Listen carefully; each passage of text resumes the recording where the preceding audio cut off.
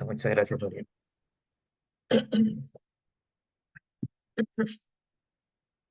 Bien, buenas noches, estimados colegas. Bienvenidos a esta primera sesión del curso de tratamiento de maloclusiones clase 2 y clase 3. Yo soy el doctor Yair Coral, especialista en ortodoncia y ortopedia maxilar por la Universidad Nacional Mayor San Marcos de Lima, Perú. Y bueno, en estas tres sesiones vamos a ir viendo algunos detalles que corresponden al diagnóstico de las maloclusiones, al origen que éstas presentan, algunas características relevantes que tienen, ¿no? Estas maloclusiones de clase 2 de clase 3 desde el punto de vista dentoalveolar, desde el punto de vista del crecimiento, ¿no? Del paciente, que nos van a ayudar a orientar un poco cuáles son nuestras alternativas, ¿no? ¿Qué alternativas tenemos?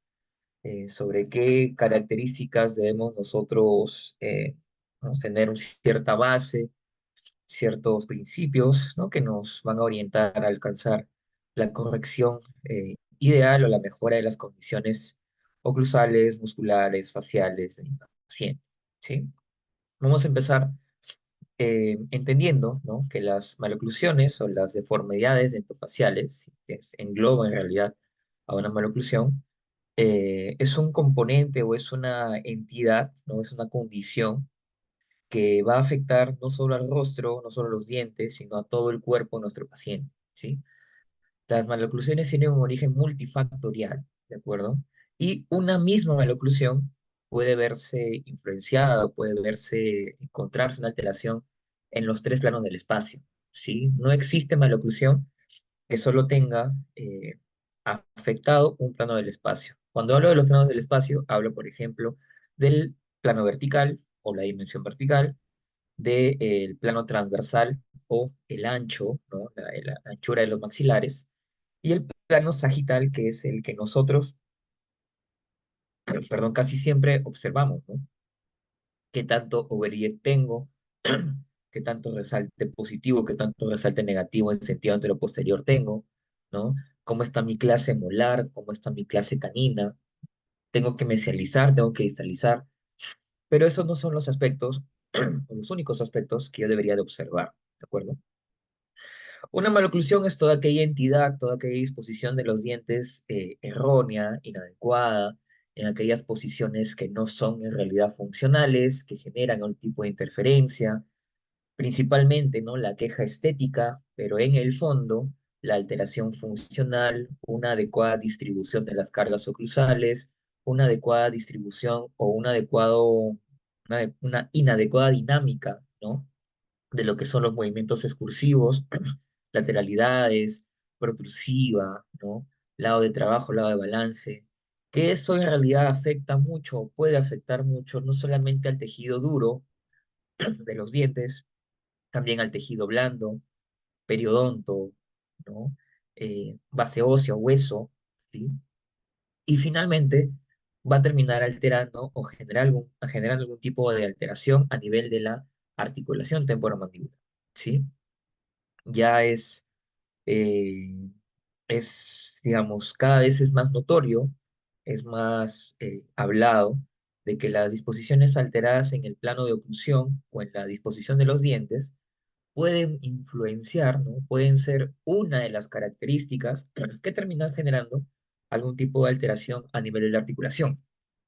Entonces, nosotros debemos de observar muy bien estas características de oclusión a fin de correlacionarlas con alguna alteración articular o para evitar la presencia o el surgimiento de una alteración de este tipo, ¿de acuerdo? La definición o la búsqueda de los orígenes de una maloclusión se ve desde los años, en realidad desde los años 1890 aproximadamente, ¿no? Con el doctor Angle.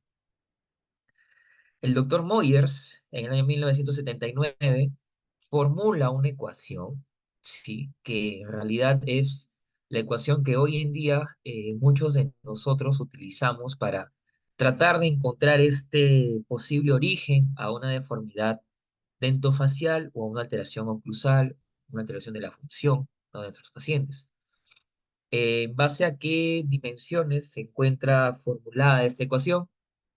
A causales, ¿no? a factores predisponentes que desencadenen el origen de un problema, factores hereditarios, alteraciones del desarrollo, traumatismos, agentes físicos, hábitos del paciente, una enfermedad, una condición sistémica o la misma malnutrición de una persona, ¿no? Que puede ser una causa que actuando un tiempo determinado, un lapso de tiempo, un periodo de tiempo, o actuando en un punto del desarrollo del ser humano sobre algún tejido, sobre alguna estructura muscular, dientes, huesos, cartílagos o tejido blando que no sean los músculos, puede generar algún tipo de resultado, alteración, malfunción, maloclusión o displasia ósea, independientemente o combinando estos tipos de alteraciones, ¿sí? A esto me refería yo con que una maloclusión no solamente una característica aislada, ¿no? Sino que puede estar relacionada a otras, ¿no? En el mismo tema de la oclusión y relacionándose con los demás tejidos, ¿no? Que puede generar un punto de contacto prematuro con los músculos, que puede generar un punto de contacto prematuro con el cartílago a nivel de la articulación temporomandibular, que puede generar un punto de contacto prematuro con el propio ligamento periodontal. Y esto es la característica pues más pequeñita, ¿no? Un paciente que ha tenido un hábito durante mucho tiempo actuando sobre sus dientes puede generar una alteración esquelética cuando no existe ningún tipo de antecedente, ni familiar, ni hereditario, que nos haga pensar que esa persona o ese paciente tenga ese patrón de crecimiento, ¿no? Los hábitos pueden generar alteraciones faciales, ¿sí? No solamente dentoalveolares, ¿de acuerdo? La pérdida prematura de un diente o de un grupo de dientes puede generar un inadecuado patrón de oclusión, una adecuada adaptación de la postura de la mandíbula y durante un tiempo muy prolongado puede generar un crecimiento simétrico del rostro también, en pacientes que no hay antecedentes de asimetría facial en sus familiares, ¿no? Entonces, es importante tener esta ecuación, ¿no? Que es algo bastante global, universal, ¿sí? El doctor Profit en el año 1995 afirma que las maloclusiones tienen o pueden tener tres causas principales, ¿no? Causas específicas de la maloclusión, ¿no? Como características inherentes a una maloclusión, a una disposición dentaria, que puede estar también influenciado por un aspecto genético, hereditario, o por un aspecto ambiental, ¿no? Algo que genere una influencia externa sobre el paciente, sobre su oclusión. Y para la población americana, durante mucho tiempo, el 60% del origen de una maloclusión era una causa desconocida. No se conocía cuál era la causa. No se tenía ese punto de origen, ¿no? No se tenía claro ese aspecto. Cuando hablamos de causas específicas de una maloclusión, hablamos de alteraciones del desarrollo embrionario, del crecimiento esquelético, ¿no? Displasias óseas, disfunciones musculares y ya algunas características que son muy, muy, muy eh, propias de un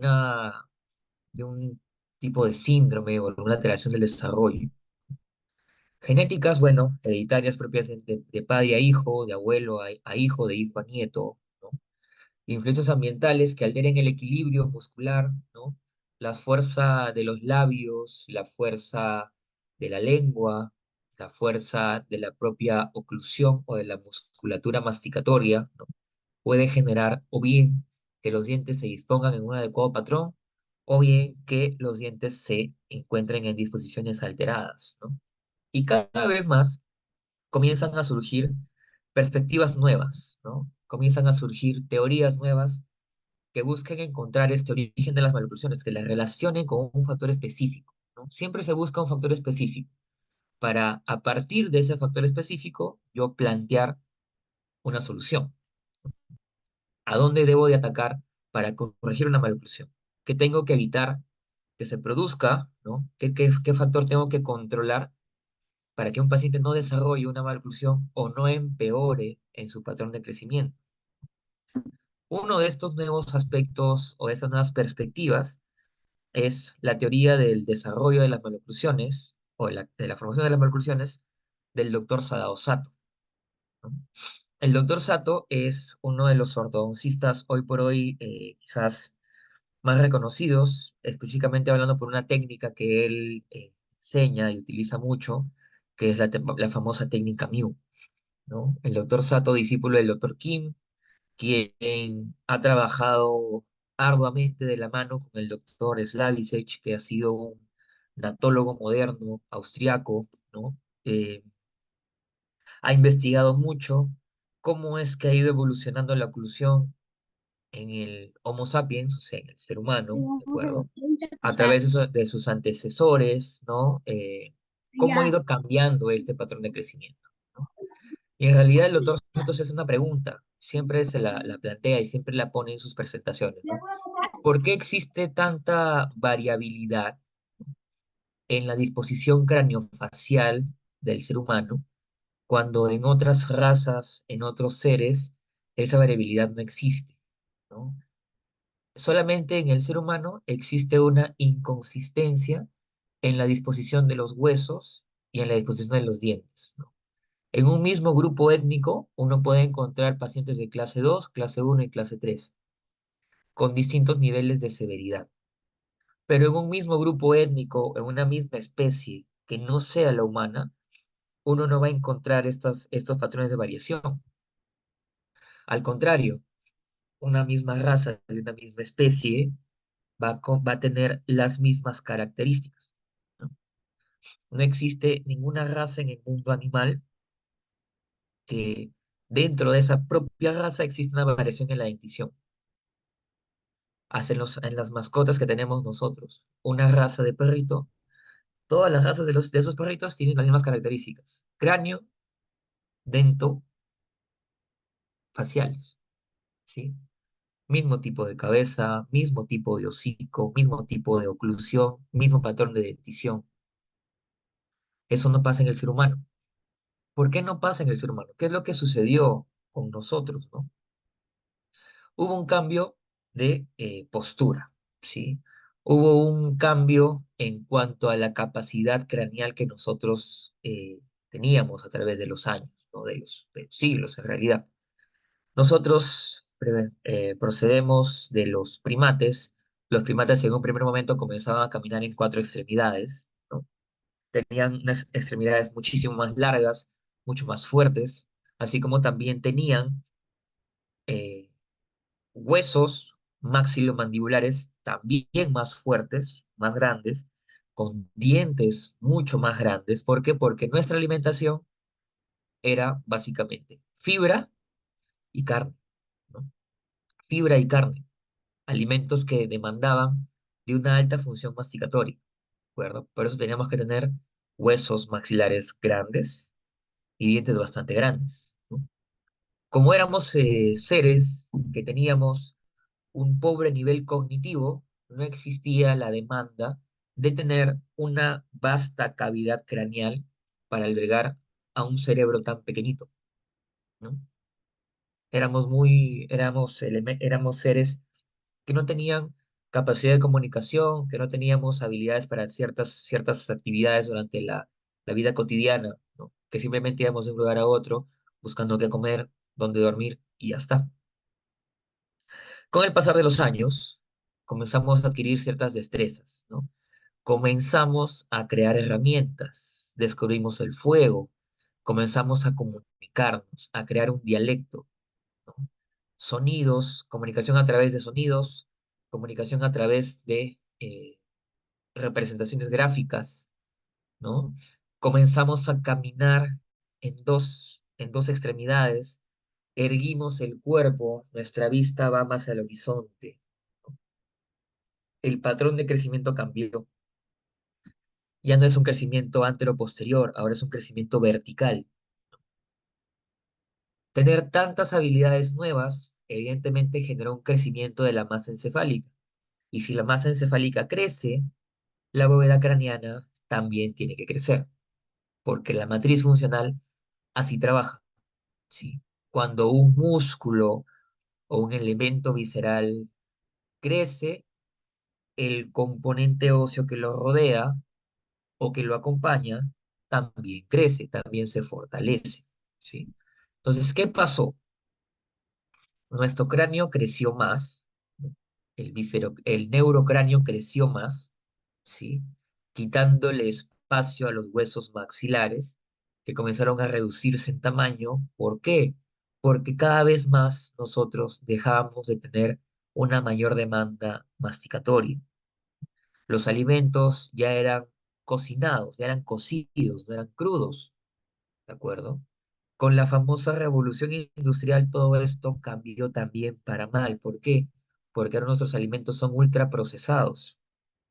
Ya no tenemos ni que esforzarnos en masticar.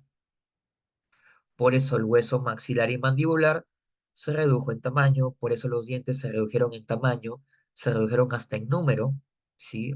Antes podíamos llegar hasta 4 molares, hoy por hoy sufrimos para tener 3 molares en boca, y ya hay pacientes que vienen a consulta sin haber sido sometidos a cirugía, vienen sin tercera molar, ¿no? ¿Por qué? Porque esa es la tendencia, ¿no? Que tengamos cada vez huesos maxilares más pequeños, menor cantidad de dientes y cada vez un cráneo más grande. ¿Por qué? Porque la información que almacenamos cada día es mayor. Es abrumante la cantidad de información que podemos retener. Y no simplemente retener, sino simplemente comprender. Entonces, la tendencia es a que el cráneo crezca más y que el rostro se reduzca de tamaño. Esa es la tendencia evolutiva hoy por hoy. El doctor Santos relaciona mucho ese patrón de crecimiento vertical con una variación a nivel de la base del cráneo. La base craneana que puede flexarse o extenderse, abrirse o cerrarse, en otras palabras, lo cual va a influenciar la disposición de los huesos, principalmente el maxilar superior. Este hueso maxilar superior va a tener un impacto positivo o negativo, ¿no? En el desarrollo y crecimiento del hueso mandibular, ¿no? Esto forma parte de la teoría del servosistema, perdón, o la teoría cibernética del doctor Petrovic, ¿sí?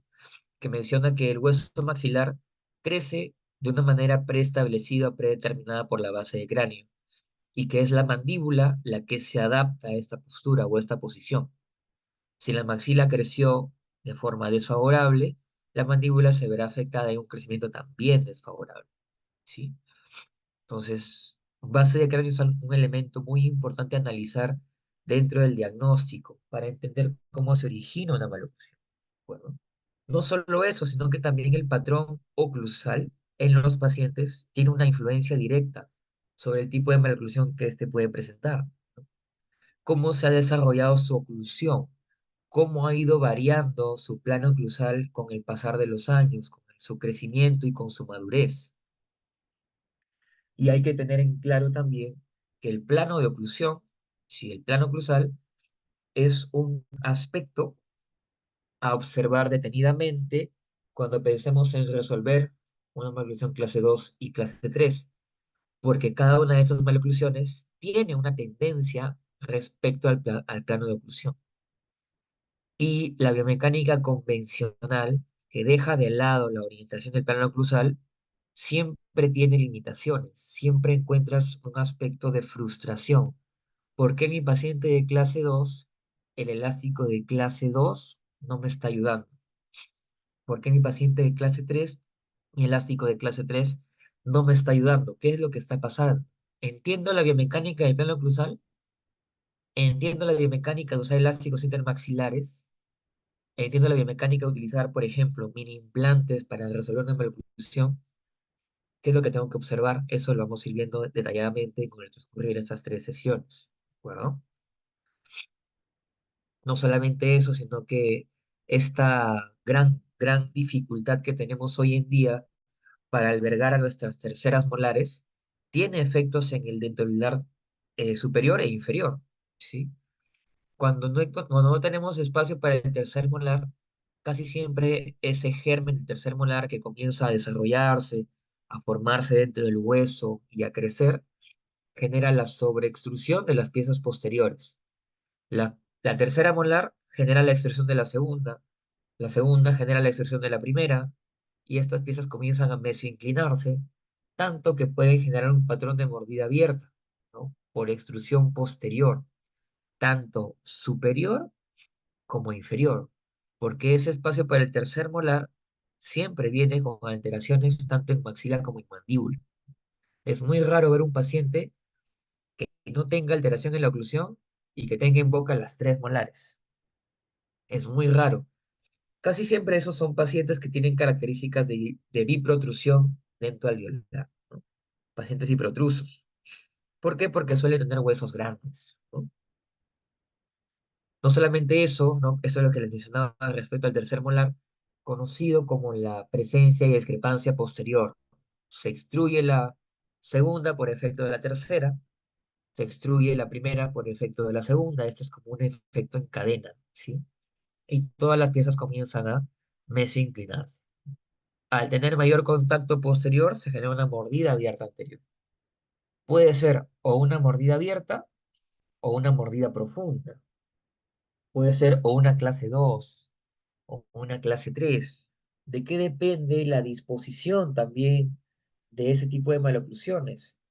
Depende de la capacidad de adaptación muscular que tiene el paciente. Si yo tengo una musculatura pobre, hipotónica, ¿no? Yo puedo encontrarme con un paciente con maloclusión de clase 2 o clase 3 o propia clase uno con tendencia a la mordida abierta, ¿no? Porque los músculos masticatorios o los músculos peribucales no suelen tener la suficiente tensión para disponer esa anterrotación mandibular que es, entre comillas, normal, natural o esperada, ¿no? Se genera un patrón de crecimiento estrictamente vertical. Por el contrario, en pacientes que tienen un neuromuscular muy fuerte, muy marcado, casi siempre encontramos un tercio inferior disminuido o una tendencia a la mordida profunda.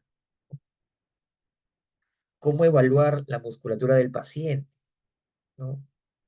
¿Cuáles son esos patrones de crecimiento facial que se relacionan más con un neuromuscular fuerte o con un neuromuscular débil? El crecimiento vertical o el crecimiento horizontal del rostro del paciente. Esas son características que vemos en el análisis facial. Entonces, nosotros podemos terminar siendo pacientes prógnatas mandibulares o clase 3 o pacientes retrógnatas mandibulares o prógnatas maxilares en clase 2. Hay que tener muy claro, doctores, que todos, absolutamente todos, nacemos siendo clase 2, ¿sí? Todos nacemos siendo clase 2. Es la función de alimentación o amamantamiento en los primeros meses de vida, la función masticatoria entre el sexto y el noveno mes de vida en adelante, ¿sí? El desarrollo de la dentición o la erupción dentaria, ¿no? Desde los 6 meses en adelante, ¿sí? La que va generando ese crecimiento vertical, ese crecimiento anteroposterior del componente mandibular, y que si todo va en armonía, termina siempre siendo clase uno, ¿sí? Termina siendo clase uno. Pero si en el camino encontramos alguna alteración o en el crecimiento de base del cráneo o en la disposición del plano cruzal, por cualquier sea el factor, vamos a tener este desvío de la normalidad hacia clase 3 o hacia clase 2, ¿sí? Tenemos que considerar o tenemos que analizar de manera muy minuciosa y muy detallada las características que tiene cada uno de estos patrones de crecimiento facial y disposición dentro del violar para encontrar la mejor alternativa de solución. ¿Y eso en base a qué está? Eso está fundamentado y respaldado siempre por el diagnóstico, ¿sí? Necesitamos establecer protocolos de diagnóstico para poder encontrar el problema principal de maloclusión, ¿sí? A partir del diagnóstico es que nosotros establecemos un adecuado plan de tratamiento, ¿sí? El trabajo o la planificación, las etapas de tratamiento ortodóntico van de alineamiento, nivelación, ¿no? Etapa de trabajo que puede ser un cierre de espacios, ¿no? O alcanzar esas adecuadas llaves oclusales en clase uno, ¿no? Y el último aspecto que es la finalización, ¿no? Cuando yo busco una oclusión funcional, estética, ¿no? lo más estable posible. ¿Sí? Pero todo esto no tendría ningún sentido si yo no aplico un adecuado diagnóstico. Este siempre va a ser el punto de partida. Podemos decir que el diagnóstico es la etapa cero del tratamiento de ortodoncia. No podemos empezar un tratamiento de ortodoncia sin haber tomado fotografías, sin haber registrado modelos, ya sea a través de una impresión o a través de un escaneo. Sí, hoy por hoy el aspecto digital está siendo bastante empleado para hacer diagnóstico también, ¿sí? Y por último, la evaluación de las radiografías del paciente, ¿no? Ya sea radiografías ante un caso medianamente sencillo, o si queremos profundizar más en el estudio tomográfico, o por último, en el estudio de resonancia magnética, ¿no? ¿Dónde comienza el aspecto del diagnóstico? Comienza desde escuchar al paciente, qué le aqueja, qué le molesta, qué quiere cambiar. Eso no es otra cosa que el motivo de consulta, ¿sí? El motivo de consulta es quien rige mi planificación. Yo puedo ver muchos problemas en la evaluación de un paciente, pero si el paciente le molesta solo una cosa, él va a desestimar todas mis propuestas hasta quedarse con aquella única que mejora lo que él quiere corregir, ¿sí? Existen ese tipo de pacientes, ¿de acuerdo? Vienen por una cosa muy específica, no quieren un tratamiento muy largo, por más que le explicas, mire, señor, usted tiene esto, esto, esto, esto. Si no lo corrige, va a pasar lo siguiente. ¿Entiende eso? Sí lo entiende. ¿Gusta el tratamiento ideal? No, quiero corregir esto nada más. Se van a encontrar con ello, ¿sí? En realidad nosotros debemos hacer siempre un análisis completo, ¿sí? Un diagnóstico completo. Y el paciente es quien finalmente decide qué tipo o qué plan de tratamiento va a seguir, ¿sí? Ya van a ver hoy día que podemos establecer una, dos, tres, cuatro propuestas de tratamiento, ¿sí? Una más eficiente que otra, una que llene más las expectativas del paciente que otra, ¿no? Evidentemente, alguna más costosa que otra, pero nosotros no terminamos imponiendo un tratamiento, simplemente sugerimos, ¿de acuerdo? Porque si uno impone, si el resultado no agrada al paciente, el culpable termina siendo uno, ¿sí? La responsabilidad de tratamiento en cuanto al curso es de nosotros, pero en cuanto al cumplimiento de objetivos, o mejor dicho, a los objetivos que se quiere corregir, van de la mano del paciente, ¿sí? De acuerdo a sus expectativas de tratamiento y, por supuesto, de acuerdo a sus necesidades, ¿sí? ¿Qué evaluamos? Aspectos funcionales, patrones de oclusión, aspectos faciales. Si mi paciente viene con un motivo de consulta, doctor, a mí lo que me molesta es que mi canino está arriba y cuando sonrío se ve feo. Ok, hago mi diagnóstico completo. Mira, tú tienes una maloclusión clase 2, tienes el mentón retruido, tu perfil es convexo. El tratamiento ideal para ti, aparte de acomodar bien esa pieza que está fuera del arco, es hacerte un avance mandibular en sala de operaciones en cirugía ortognática. Doctor, pero a mí solamente me molesta mi canino. Ah, perfecto. Tratamiento compensatorio, camuflaje y listo. Con eso trabajamos, ¿sí?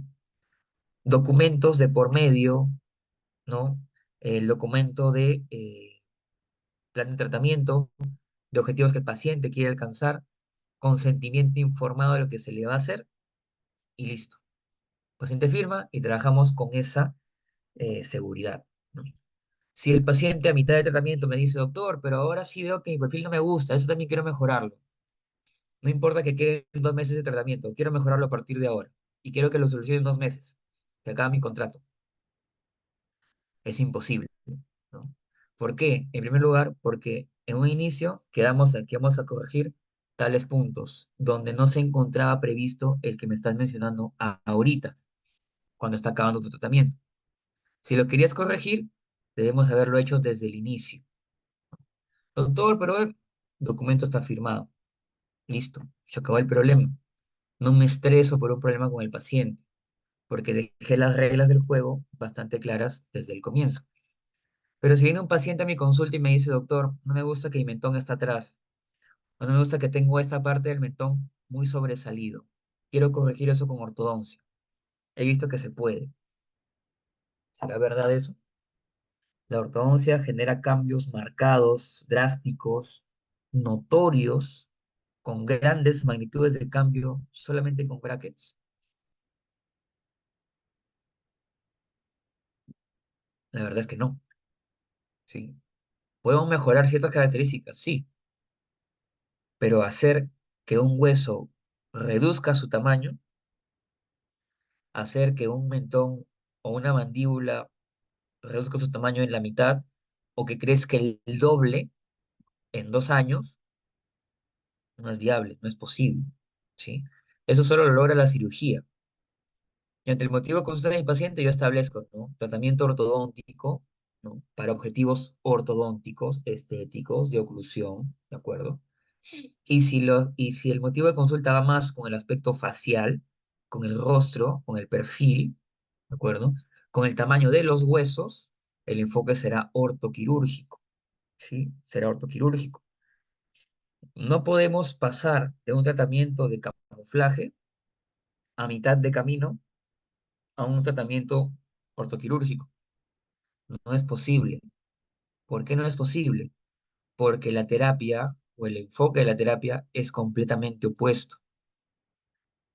A un paciente ortoquirúrgico de clase 3 lo tengo que hacer más clase 3 para que entre a sala de operaciones. A un paciente ortoquirúrgico de clase 2 lo tengo que hacer con ortodoncia más clase 2 para que entre a sala de operaciones.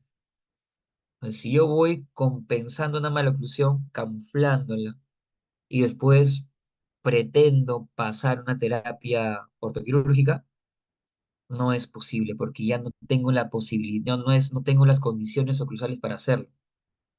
Le voy a quitar magnitud de movimiento al cirujano por haber compensado los dientes. Y una vez compensados, volverlos a descompensar, mayor reabsorción radicular. ¿Sí? Entonces, eso hay que tenerlo muy claro desde el inicio. ¿Sí? Desde el inicio. El protocolo de diagnóstico más sencillo, más simple, pero igual de eficiente, se compromete o se comprende de fotografías, de modelos y de radiografías, ¿sí? Eso no cambia. Hoy se puede sofisticar un poquito más, pero el análisis básico siempre comprende eso, ¿no? Fotos, modelos y radiografías. Las fotos que tomamos suelen ser cinco, al menos en mi protocolo de trabajo, ese es el que a mí se me fue enseñado, ¿no? En la especialidad, ¿de acuerdo? 5 fotos principales, ¿no? Una foto frontal en reposo, una foto frontal en sonrisa, una foto de perfil en reposo, ¿de acuerdo? Incorporar una foto de perfil en sonrisa y una foto del tercio inferior del rostro.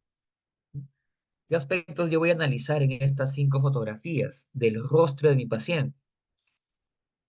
El biotipo facial que presenta, ¿no? Tólico facial, mesofacial o braquifacial, ¿de acuerdo? Que va en relación con qué? Con el patrón de crecimiento que ha tenido, ¿no? Crecimiento vertical, medio u horizontal, ¿sí? Evalúo las proporciones faciales, ¿no? Si el tercio medio se correlaciona con el tercio inferior, ¿no? Si guardan proporcionalidad, si el tercio inferior está aumentado o disminuido, ¿no? ¿Quién genera la causa de ese aumento o esa disminución? Eso lo ven las fotografías frontales. Evalúo la simetría del rostro, ¿no? Simetría del lado derecho o del lado izquierdo, si el mentón está centrado o no, si las líneas medias entre están centradas o no, también lo evalúo. El perfil de mi paciente, si presenta un perfil cóncavo, convexo o recto, esto me indica muchas veces cuál es el patrón esquelético que tiene mi paciente, ¿no?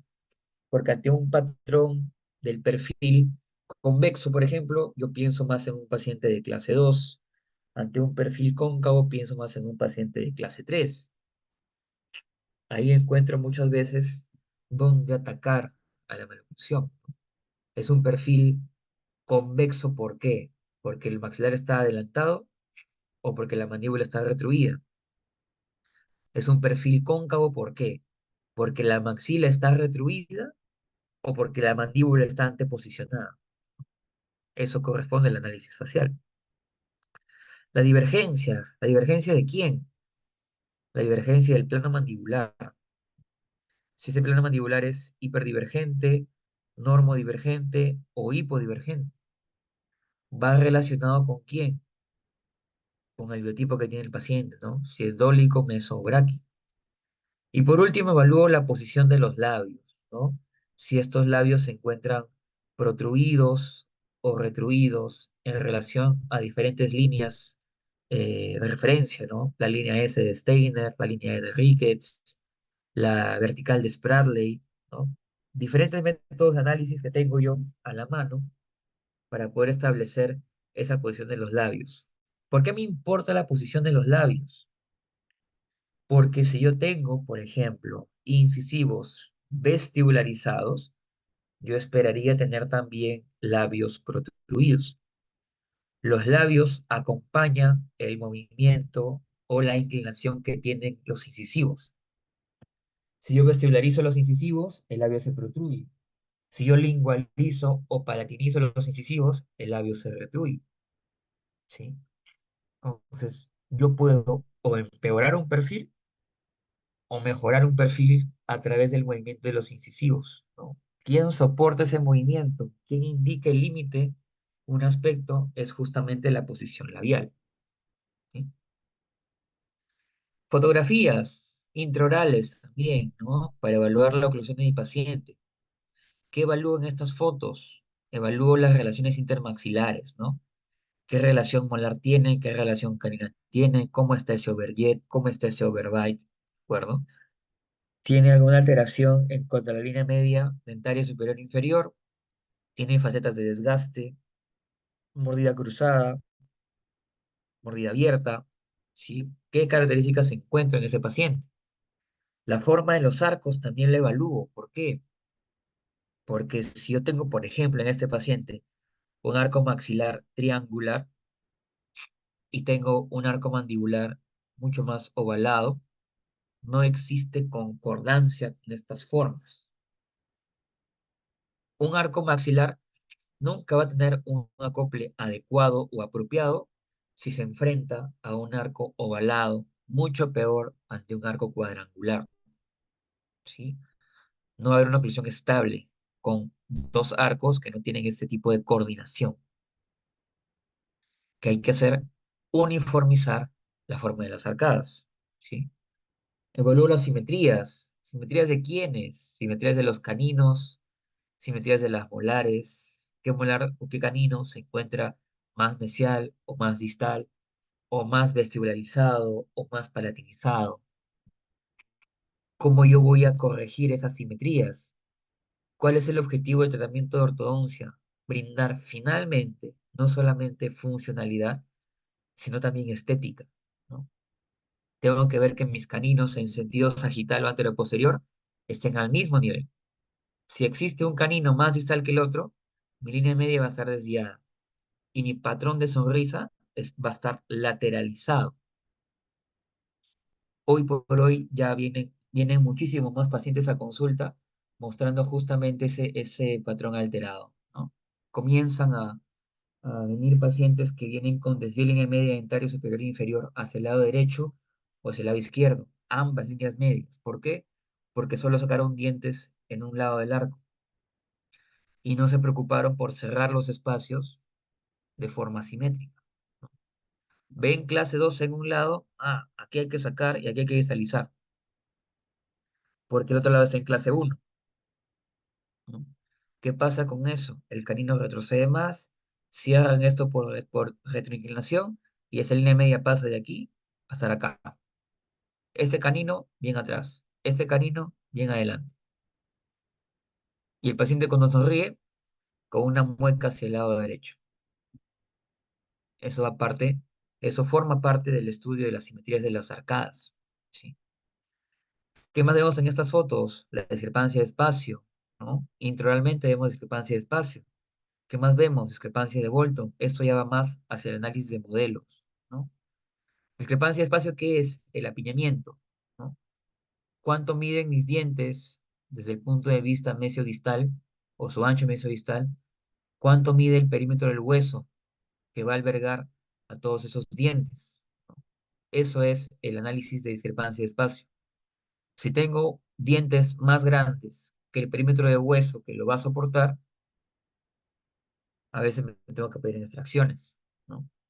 Para poder corregir esa discrepancia de espacio. Bolton, ¿qué es Bolton? Bolton no es apiñamiento. El Bolton es qué tan grandes son mis dientes del arco maxilar en relación al tamaño de mis dientes del arco mandibular, ¿no? ¿Guardan relación?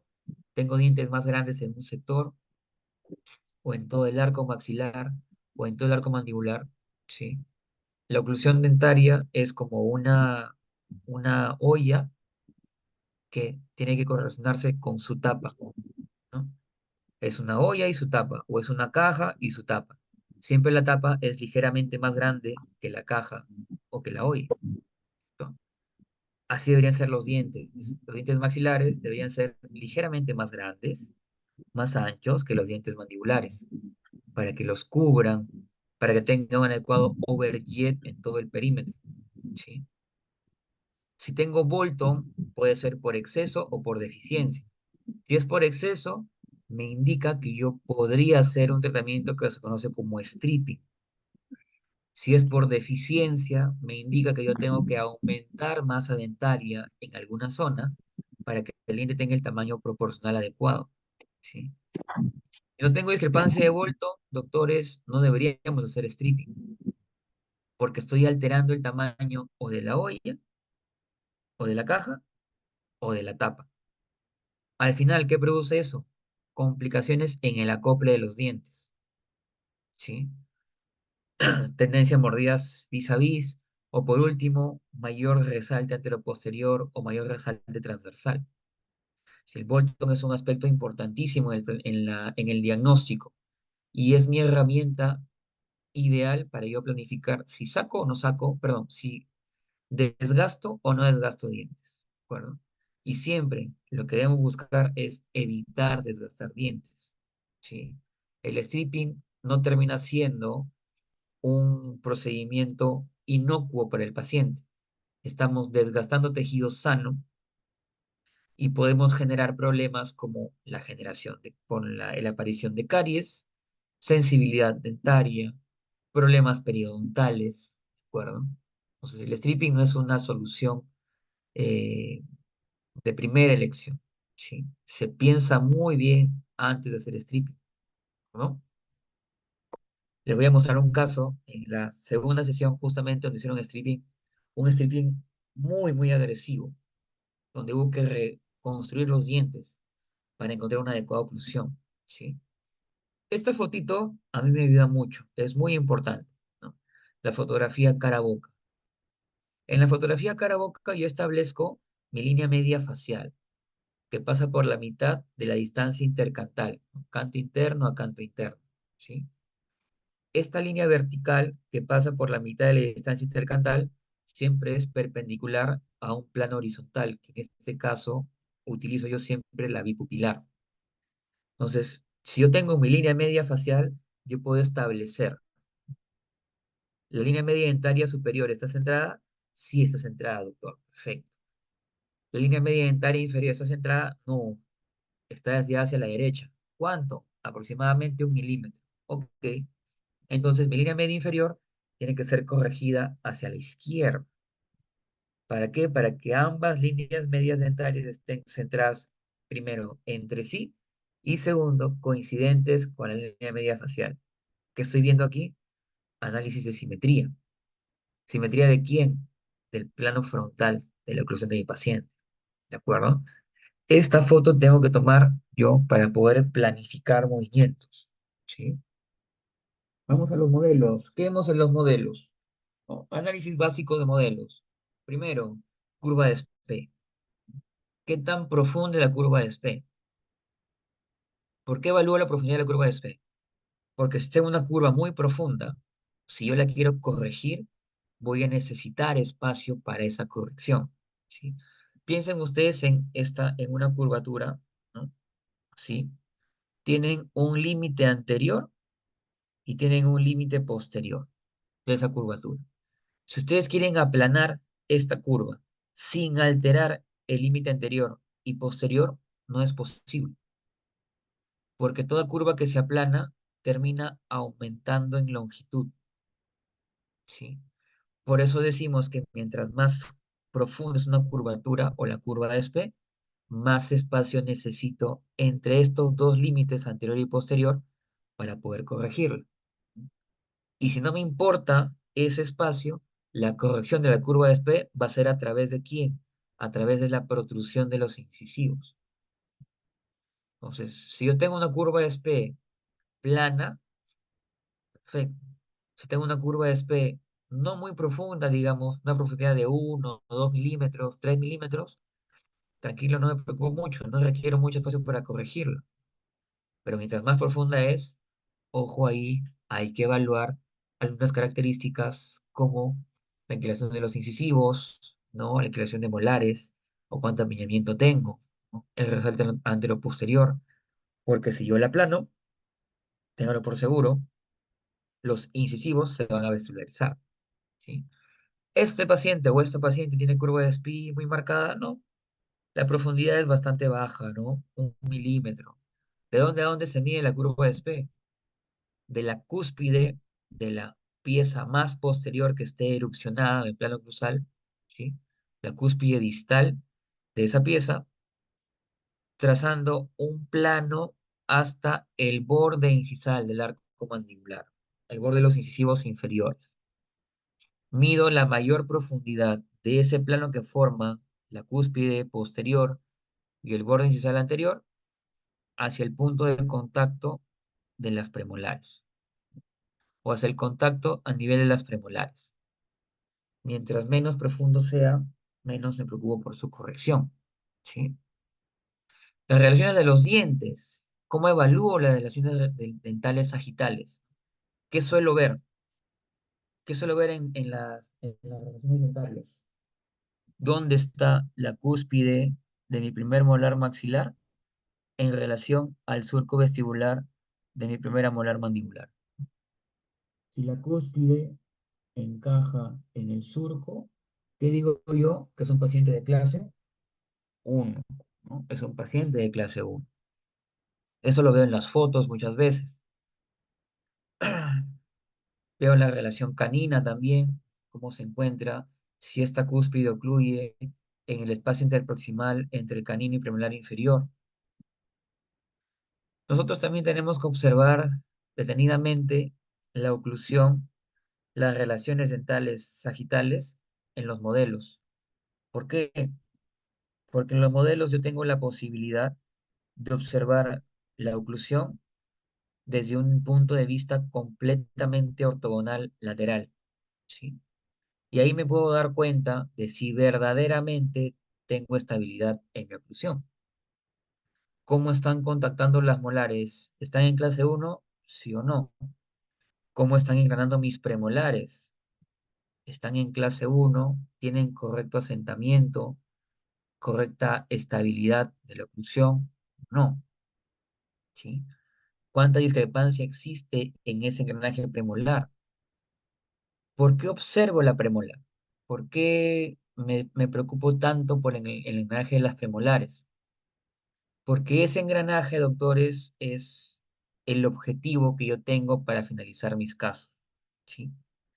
El doctor Angle, hace más de 120 años, nos enseñó a nosotros a clasificar de acuerdo a la característica que tenían las piezas posteriores, ¿no? Las primeras molares, lo que les acabo de decir hace un momento. Si la cúspide está en el surco, clase 1. Si la cúspide está por delante del surco, clase 2. Si la cúspide está por detrás del surco, clase 3. Perfecto. Clase 1, clase 2 y clase 3. ¿Qué hago con esa información? ¿Qué hago con ese dato? No solamente eso. Cuando yo pienso en la oclusión de los pacientes, la oclusión ideal, yo siempre voy a tener en consideración que para que un paciente obtenga oclusión ideal, siempre tengo que observar el contacto de una pieza con dos antagonistas, ¿sí? Siempre encuentro el contacto de una pieza con dos antagonistas, ¿no? Todas, con excepción de dos piezas. Del tercer molar maxilar y del incisivo central inferior. Esas dos piezas solo tienen contacto con un antagonista, ¿de acuerdo? Todas las demás, dos, para decir que esa oclusión es estable, que está correctamente engranado, que está correctamente asentada esa oclusión y que no va a tener ningún tipo de alteración a futuro, ¿de acuerdo? Pero ¿qué pasa cuando yo observo a los pacientes? Yo puedo ver relaciones molares de clase uno, porque esto es clase uno, pero en las piezas anteriores y posteriores solamente veo contacto de una pieza con un antagonista. 1-1, no 1-2 como debería de ser. Esto no es estable, ¿sí? Esto no es estable. Y esto justamente es lo que genera las complicaciones por no prever que tu maloclusión, que puede estar muy bonita en clase uno a nivel de la molar, cuando le pases un arco continuo para resolver el apiñamiento, se te transforma en clase 2 o se te transforma en clase 3. Uy, ¿qué pasó? ¿Por qué tengo esa discrepancia? Antes no ocluía así, estaba bien, porque ahora se alteró, justamente por estas características, ¿sí? Veamos los pacientes que están al lado izquierdo, ¿sí? Estos dos casos de acá. Yo veo la molar. ¿Dónde está engranando la molar? Cúspide, en surco. Uy, es clase uno. Para Angle sería no una oclusión clase uno, sino sería una maloclusión de clase uno por todo esto, ¿no? Porque eso está alterado. Pero si yo veo y digo, a ese paciente lo voy a tratar como clase uno o lo voy a tratar como clase 2. Aquí abajo, ¿qué veo? Cúspide en surco. Ah, es clase uno. Pero ¿qué observo? Clase 2 canina.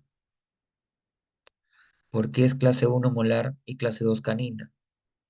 ¿Está contactando una pieza con dos antagonistas o una pieza con un antagonista? Uno con uno. Acá, ¿es uno con dos o uno con uno? Uno con uno, uno con uno. Es clase uno en la molar. Eso me diría Angle. Y lo demás, ¿qué objetivos me voy a plantear con los demás dientes? Si es clase uno, ¿de acuerdo? A las imágenes del lado izquierdo, aquí es notorio, ¿no? Es notorio que esto es clase 3 porque la cúspide está por acá y el surco está por acá, ¿no? La cúspide está por aquí y el surco está por acá. Sí, doctor, eso es clase 3. Evidentemente es clase 3, ¿de acuerdo? Pero ¿cuánto de clase 3 tiene ese paciente? ¿Cuántos milímetros de discrepancia existen? Ahí surge la importancia de yo evaluar el engranaje de las premolares, conocido también como esa relación tuidiana o la relación de Tweed. ¿Por qué le pusieron relación tuidiana? Porque Tweed miraba mucho las premolares, las miraba tanto que las terminaba extrayendo, porque ese era su enfoque de tratamiento, extractivo de premolares, ¿sí? Entonces, en homenaje a él, se le coloca a la interrelación o al engranaje que tenemos a nivel premolar, la relación tuidiana, ¿sí? Relación tuidiana, doctores, debe de ocluir o debe de engranar la cúspide del segundo premolar maxilar, la cúspide del segundo premolar maxilar en el espacio interproximal entre la segunda premolar mandibular y el primer molar mandibular, ¿sí? La cúspide del segundo premolar maxilar, ocluir en el espacio interproximal entre la segunda premolar mandibular y el primer premolar mandibular, ¿sí? Para decir que mi paciente tiene una relación tuidiana de clase uno o también lo que vamos a conocer nosotros como un error molar de 0 milímetros, ¿sí? Error molar de 0 milímetros. Si la cúspide se encuentra por delante del espacio interproximal, es una relación tibiana de clase 2. Y el error molar será justamente la distancia que exista entre esos dos puntos de referencia. ¿Sí? Yo calculo, esta cúspide difiere del espacio interproximal en 1,5 milímetros. Esta cúspide difiere del espacio interproximal 3 milímetros. Esta cúspide difiere del espacio interproximal 3 milímetros también. Esta cúspide difiere del espacio interproximal en 4 milímetros. Perfecto. Encontré magnitudes, ¿sí? Encontré magnitudes. Ahora, esas magnitudes, ¿qué sentido tienen?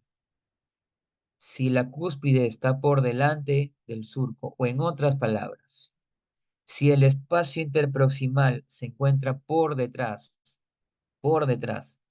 de la cúspide, la flecha o la orientación de esa maloclusión tendría una flechita hacia distal.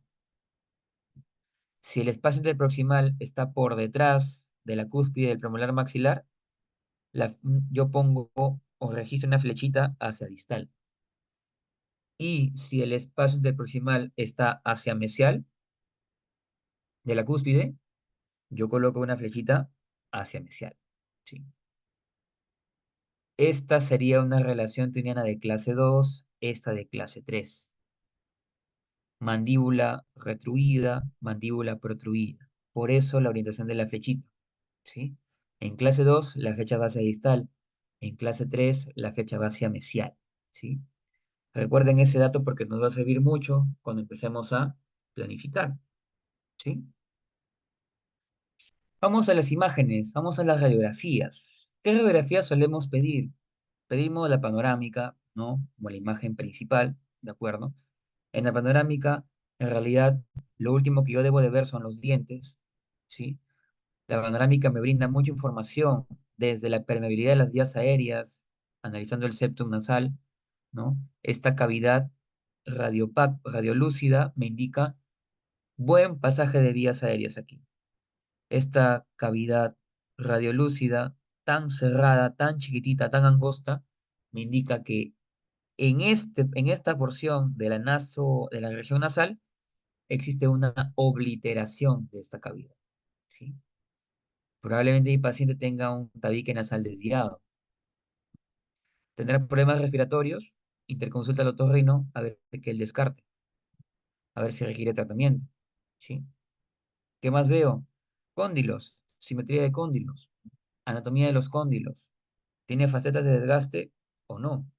¿Tienen el mismo tamaño o no? Las ramas tienen el mismo tamaño o no. El cuerpo mandibular tiene el mismo tamaño del lado derecho que izquierdo o no. ¿Sí? Simetría estructural, también evalúo, ¿de acuerdo? ¿Qué más puedo evaluar aquí? Evalúo si existe algún problema de forma, tamaño y número de los dientes. ¿Sí? Supernumerarios, ectópicos, retenidos, impactados. Veo la longitud de las raíces, ¿no? Si tengo raíces reabsorbidas o no, ¿de acuerdo? Por último, que veo la posición que tengan las molares, ¿no? Sobre todo las mandibulares, qué tan inclinadas están hacia mesial o no. ¿Esa inclinación es producto de la tercera molar? Probablemente sí. Vean ustedes aquí, este diente no tiene espacio para salir. Mientras se va desarrollando, comienza a inclinar la segunda a la primera a la segunda premolar, el segundo pre a la a la primera premolar, y así, todo, ¿no? Se apiña todo en el sector anterior, ¿de acuerdo? La presencia o no del tercer molar maxilar también, por el mismo efecto. Mientras esta pieza va creciendo y desarrollándose, va a destruir a y esta comenzará a inclinar a las de aquí, y todo se verá afectado, ¿no? Como veíamos, por esa discrepancia a nivel posterior. En la radiografía lateral, ¿qué evalúo? ¿No? Aquí hago mi análisis falométrico, ¿no? Mi famoso ANB, la inclinación que tienen mis incisivos, el IMPA, ¿no? El plano mandibular que presenta mi paciente. Aquí corroboro muchos aspectos que yo había observado o analizado en las fotografías faciales, ¿no? ¿Cuál es la clase esquelética de mi paciente según el ANB, según el APDI, según WITS? según USP, según Ricketts, ¿no? ¿Cuál es la clase esquelética? Clase uno, clase 2, clase 3. ¿Cómo se encuentran mis incisivos en cuanto a su inclinación respecto de su base ósea, ¿no? ¿Cómo se encuentra el incisivo superior respecto al plano palatino? ¿Cómo se encuentra el incisivo inferior respecto al plano mandibular? ¿Cómo están los labios? ¿Cómo está el perfil blando? ¿Sí? ¿Cuál ha sido la tendencia de crecimiento de mi paciente? ¿Vertical, horizontal, armónica? ¿Cómo se encuentra el tercio inferior del rostro de mi paciente? ¿Con el AFAI de Ricketts, ¿no? O con el FMA de Tweed. Todo eso es cefalometría, ¿no? Me cansaría de decirles ángulos, pero lo principal es que yo suelo tomar es el ANB para ver clase esquelética, evalúo la inclinación y posición de los incisivos superiores e inferiores respecto a dos planos referenciales, el plano NA y el plano NB, ¿sí? Todo eso es de Steiner, y evalúo qué tan prominente es el pogonio respecto del plano NB, ¿no? A nivel del tercio inferior, porque ahí analizo o puedo entender si es que las estructuras tanto óseas como dentoalveolares en el tercio inferior guardan cierta armonía, guardan cierta relación en cuanto a estética, en cuanto a proporcionalidad, ¿sí?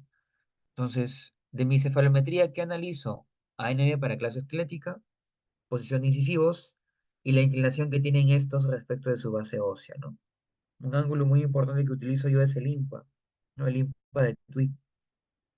El IMPA normal de un paciente es de 90 grados, ¿sí? 90 grados. 90 grados del incisivo, del eje axial del incisivo inferior a la base ósea. Un IMPA de 110, de 100, ¿qué indica? Un incisivo vesularizado. Un IMPA de 85, de 80, que indica un incisivo lingualizado, ¿sí? Hay límites para mover el incisivo inferior. Justamente están entre los 85 grados y los 95 grados. Si yo tengo un paciente con un IMPA de 100, clase 2, overjet aumentado por retroposición mandibular, ya no puedo compensar más ese overjet por protrusión de incisivo, porque voy a llevar un diente de 110 a 115 o a 120. Periodontalmente eso no es seguro, ¿sí?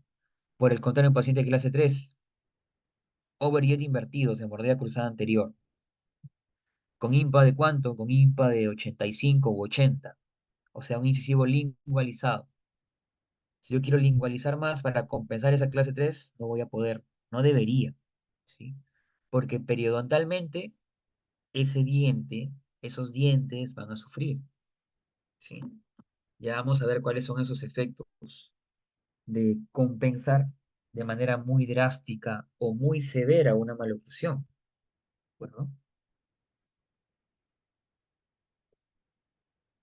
hay algunos análisis complementarios, como el análisis funcional, que evalúa el tipo o modo respiratorio de mi paciente, ¿no? Si respira por la boca o si respira por la nariz. Análisis funcionales en relación a cuál es el patrón de masticación que tiene el paciente, ¿no? Si tiene alguna preferencia masticatoria por uno de los dos lados, o si tiene un patrón masticatorio bilateral alternado, que sería lo normal. Hay análisis funcionales en relación a el patrón de deglución, si presenta deglución atípica o no, o interposición lingual al momento de deglutir o no, ¿de acuerdo? Evaluación funcional en relación a qué, en relación a la fonética del paciente, ¿no? Habla, pronuncia, se expresa de manera normal o tiene algún tipo de ceseo, por ejemplo, ¿no? O le cuesta pronunciar ciertas letras, ciertas sílabas, ¿no? Las bilabiales, ¿no? La B, la V, la F, la S, la T, ¿no? Eso va en relación con la dinámica de la lengua, ¿no? Cómo se encuentra en ese aspecto en mi paciente. Complementamos con el análisis tomográfico, muchas veces cuando queremos encontrar algún patrón óseo alterado, ¿sí? En las tomografías vemos más que nada huesos.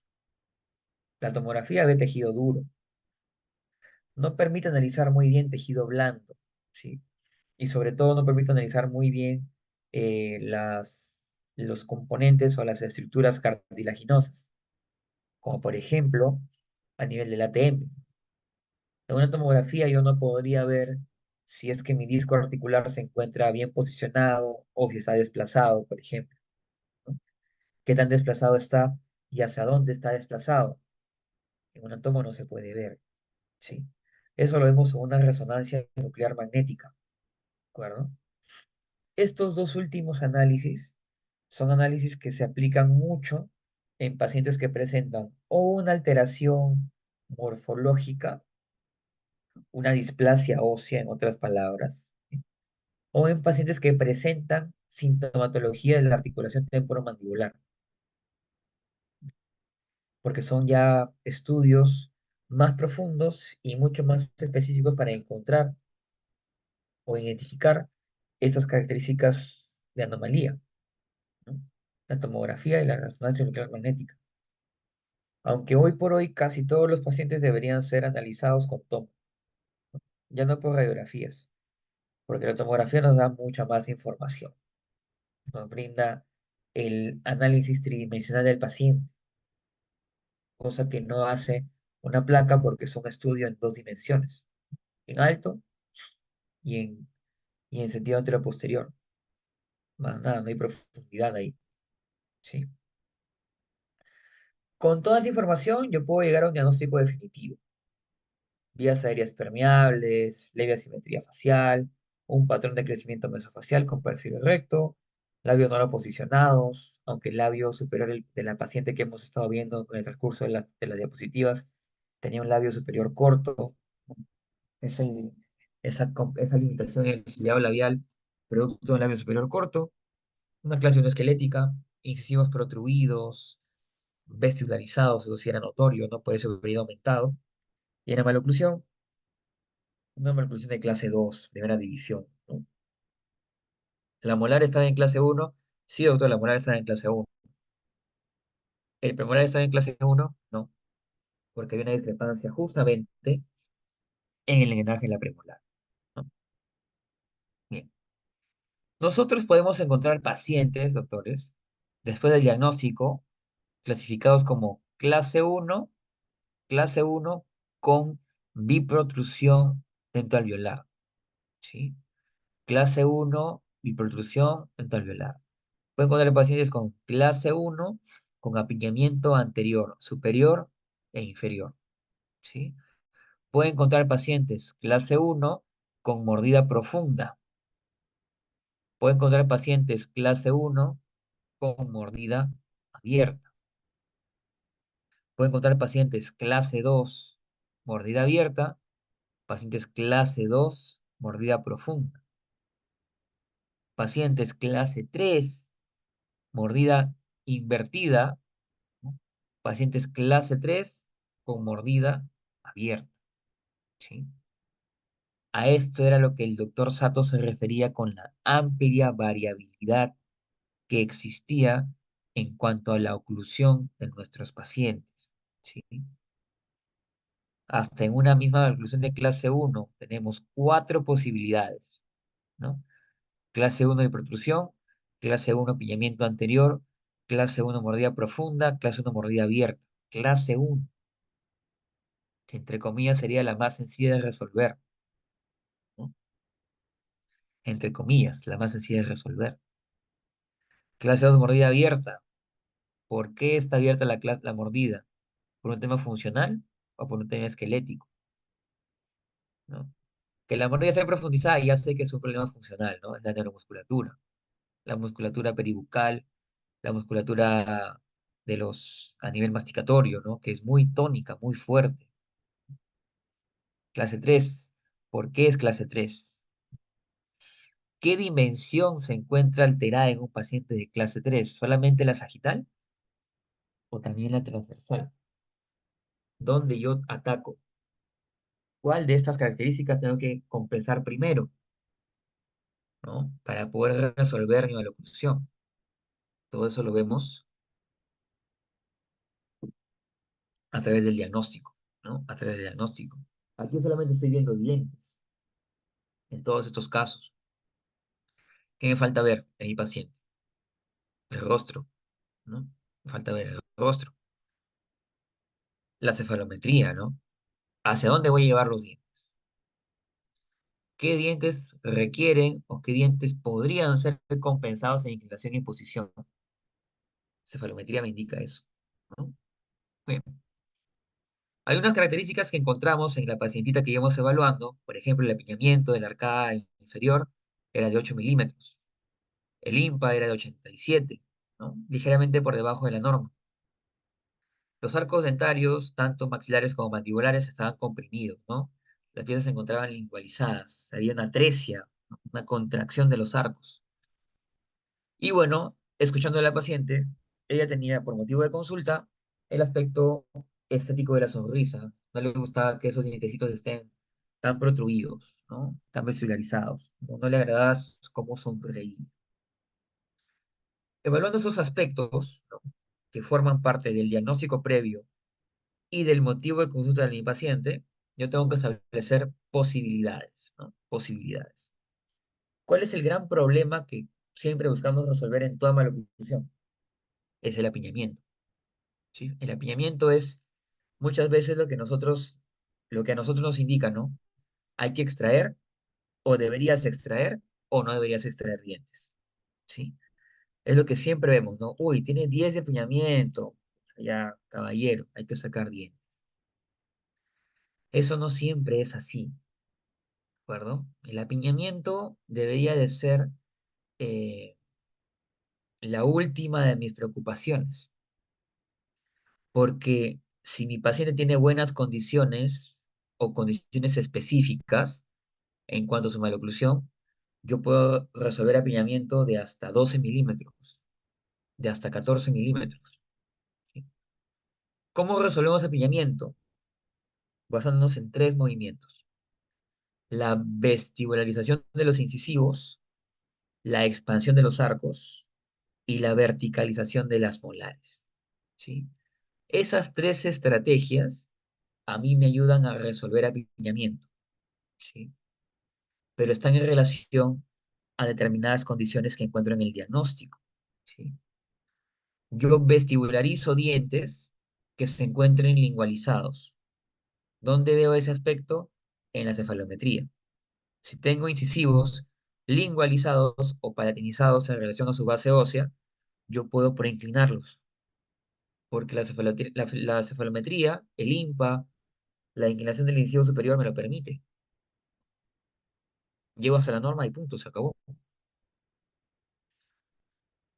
Si yo expando, ¿a través de qué análisis verifico si puedo expandir o no? ¿Cuál es el límite de la expansión? La cortical ósea. Si veo hueso favorable para expandir, para llevar los dientes, expando tranquilamente.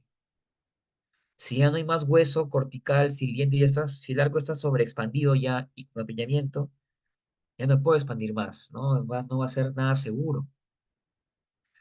Y la verticalización, ¿en relación a qué está? Ah, si tengo una pieza que está mesioangulada, ¿no? ¿Se puede verticalizar algo que ya está vertical? No, no se puede. No deberías, porque hay mayor tendencia a la recidiva, ¿sí? Entonces, el apiñamiento se puede resolver por protrusión de incisivos, ¿no? Ese apiñamiento que tengo, tranquilamente lo resuelvo por este movimiento.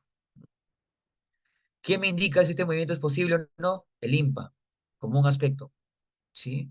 ¿Quién me dice si este movimiento va a ser favorable o no para la estética de mi paciente?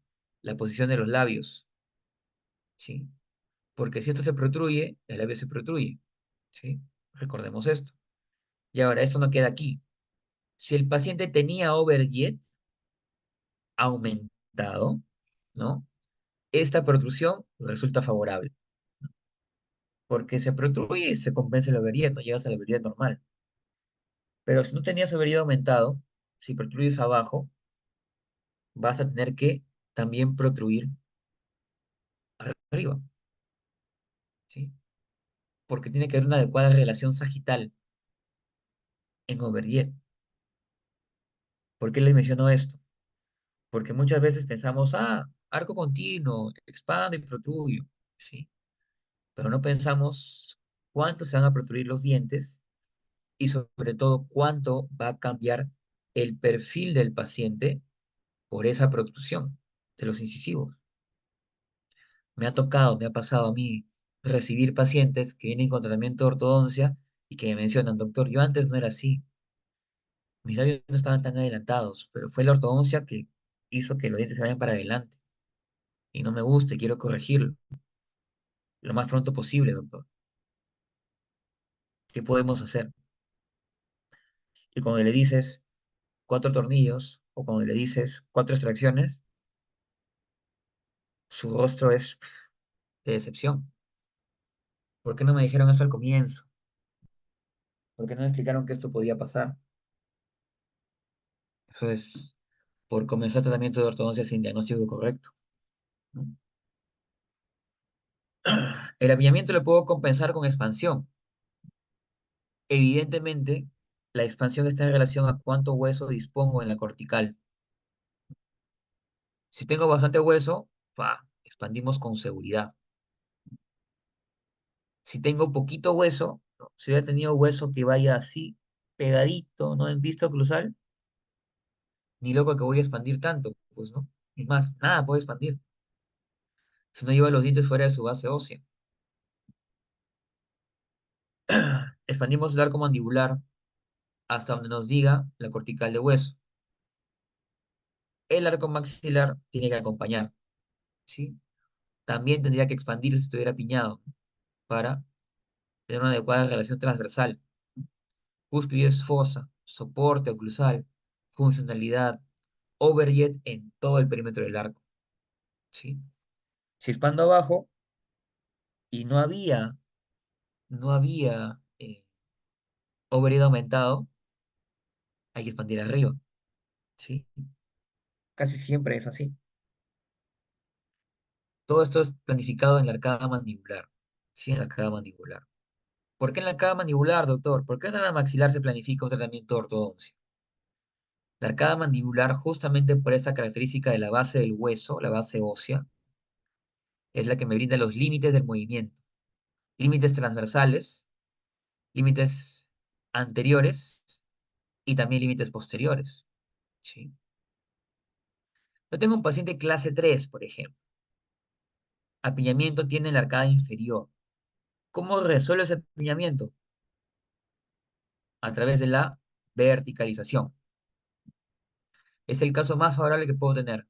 Paciente clase 3 con apiñamiento dentario anterior inferior, con overjet negativo, ¿no?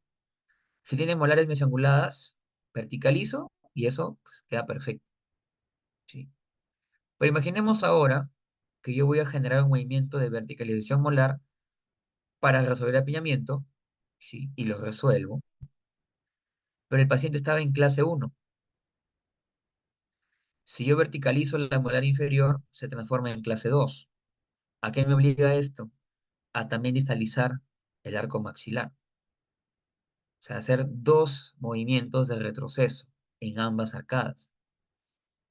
Imagínese que el paciente era clase 2, no clase 1, era clase 2, y ustedes verticalizan.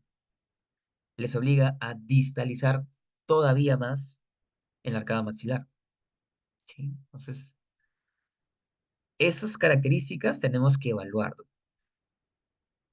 ¿Qué movimientos necesito hacer para resolver mi problema, mi maloclusión? ¿Qué magnitudes de movimiento tengo que ejecutar? Ahí radica la importancia de cuantificar distancias. Distancia de dónde a dónde. Distancia de esa cúspide a este espacio. ¿Para qué? Para que finalmente guarden concordancia. ¿Cuánto tiene que retroceder este arco maxilar? Más o menos 3 milímetros. ¿Puede todo un arco maxilar retroceder 3 milímetros? Sí, sí puede. Está entre los límites promedio. Sí, se puede. ¿Cuánto puede retroceder un arco mandibular? ¿Cuánto puede retroceder un arco maxilar con solo extraer terceras molares? ¿De qué depende eso? de la distancia de la rama a la cara distal de la molar, o qué característica debo de ver. Eso es lo que vamos a ver en pacientes clase 2 y en pacientes clase 3. ¿De acuerdo? Posibilidades, ¿no? Posibilidades. ¿Sí? Vamos a planificar ahora, doctores. Vamos a ver cómo resolvemos el problema de mi paciente. ¿De acuerdo? ¿Cómo planificamos un tratamiento de ortodoncia? ¿Qué estrategias tenemos a la mano? Estrategias hay muchas, de diferentes autores, ¿sí? Por ejemplo, desde, desde el doctor Steiner, con su resolutivo de Steiner, ¿sí? Desde el doctor Tweed, con su resolutivo de Tweed, desde el doctor Ricketts, con su VTO dentario u objetivo visual de tratamiento, ¿sí? En cuanto a lo más novedoso, por ejemplo, tenemos en el campo de los 6 elementos de la maniobra orofacial, un análisis secuencial justamente que establece un plan de tratamiento. ¿De acuerdo? En el campo netamente ortodóntico, y gracias a la filosofía de trabajo de MBT, nosotros vamos a encontrar al famoso VTO dentario, ¿sí? El VTO dentario es una herramienta de planificación que me ayuda a determinar cuánto deben de moverse mis incisivos inferiores, cuánto deben de moverse mis caninos inferiores, cuánto deben de moverse mis molares inferiores y cómo es que van a acompañar las molares del maxilar superior, ¿sí? Es un análisis muy completo que establece magnitudes y vectores u orientaciones de los movimientos, ¿de acuerdo? Cuánto distalizo, cuánto mesializo las piezas, cómo deben de moverse las piezas en el arco maxilar y en el arco mandibular para alcanzar adecuadas relaciones de clase uno o, en otras palabras, errores molares de cero, ¿sí? ¿A quién le agradecemos esto? Al doctor McLaughlin,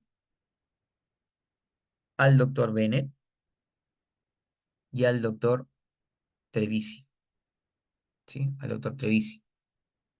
McLaughlin, Bennett y Trevisi son los creadores de la prescripción MBT, ¿sí?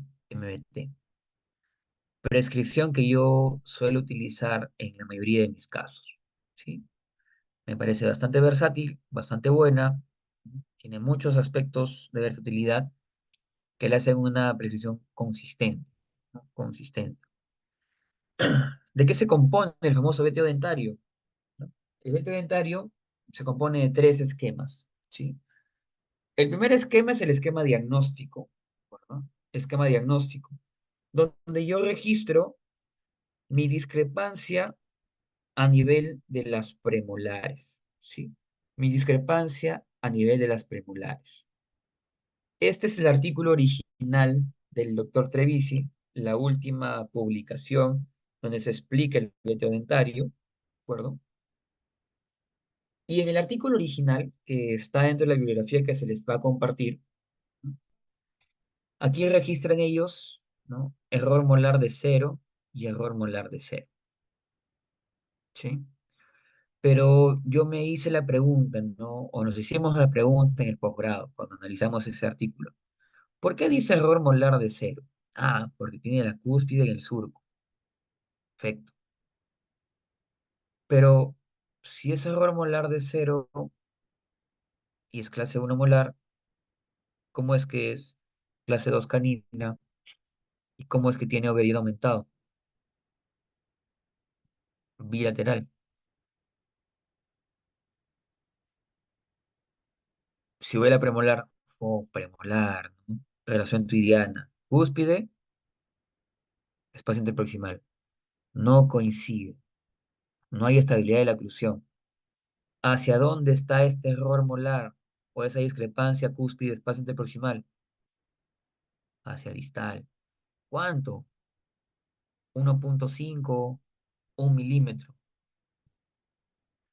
Entonces, no es clase uno, es una clase 2, ¿sí? Es una clase 2. Registro en mi primer esquema hacia dónde se dirigen estos vectores de la maloclusión y la discrepancia o distancia que exista entre cúspide y espacio interproximal. 1,5 a distal, clase 2, 1 hacia distal, clase 2. Registro los errores molares y registro mi desvío de línea media dentaria. La que más me importa es la inferior, ¿sí? La que me importa más es la inferior, desviada 2 hacia la izquierda, ¿de acuerdo? En este paciente, en este ejemplo. Así se completa el esquema uno. Errores molares y desvío de línea media inferior, ¿de acuerdo? Diagnóstico, esquema uno. Esquema 2 o esquema de problemas, ¿sí? Esquema de problemas. ¿Por qué esquema de problemas? Porque aquí voy a registrar primero el apiñamiento que tengo en el sector anterior, de canino a canino, del lado derecho al lado izquierdo. Línea media sale canino, línea media sale canino, ¿no? ¿Cuánto apiñamiento hay en esta zona? Distribuido del lado derecho al lado izquierdo. ¿Qué más registro? El apiñamiento que tengo a nivel de las femolares. ¿Te sale canino o me sale molar? Si no hay apiñamiento, tranquilamente pongo cero. Eso va en A4 y 5. Apiñamiento de canino a canino, apiñamiento de premolares. Hay registro, no hay, va cero. ¿Sí? ¿Qué más se registra en este esquema de problemas? La famosa curva de SPE. Y lo que les mencionaba, ¿no? A dónde se mide la curva? Borde incisal a la última pieza erupcionada, ¿no? A las cúspides de la última pieza erupcionada. Aquí a la primera, aquí a la segunda. ¿Qué se evalúa? La profundidad de la curva hasta el punto de contacto. Hasta el punto de contacto o los rebordes marginales mesial y distal a nivel premolar. Mientras menos profunda es, no requiere espacio para corregir. Si mide más o menos 3 milímetros, necesito para su corrección medio milímetro por cada lado. Si mide más de 3 milímetros, yo registro que necesito 1 milímetro de espacio en cada lado para poder corregirla, para poder aplanarla, ¿sí? Y mientras más profunda es, 5, 6, más espacio necesito, ¿no? Va aumentando de 0,5 en 0,5 por cada milímetro, ¿de acuerdo? Entonces, en este paciente la curva es menor a 3, no requiere nada de corrección. Se registra cero en el esquema de problemas, ¿no? Desvío de línea media, doctor, inferior. Ok. La línea amarilla, ¿quién sería? ¿La línea media dentaria superior? No, error. La línea amarilla es la línea media facial. Doctor, ¿de dónde sacamos la línea media facial? Distancia intercantos, la mitad, una perpendicular al plano pupilar. ¿Esa quién es? Línea media facial. Con la línea media facial debe de ser comparado línea media dentaria superior e inferior. Entonces, yo trazo mi línea media facial y encuentro que mi línea media dentaria está desviada 2 milímetros a la izquierda. Cuando yo corrija esa línea media, la voy a llevar a la derecha. Por lo tanto, en la derecha necesito espacio. Si necesito espacio, le pongo signo negativo. Y como esta línea media va a ser corregida de aquí a acá, en este lado me va a sobrar espacio. ¿Cuánto espacio me va a sobrar o cuánto espacio voy a generar? Los 2 milímetros de corrección. Por eso en ese lado pongo más 2.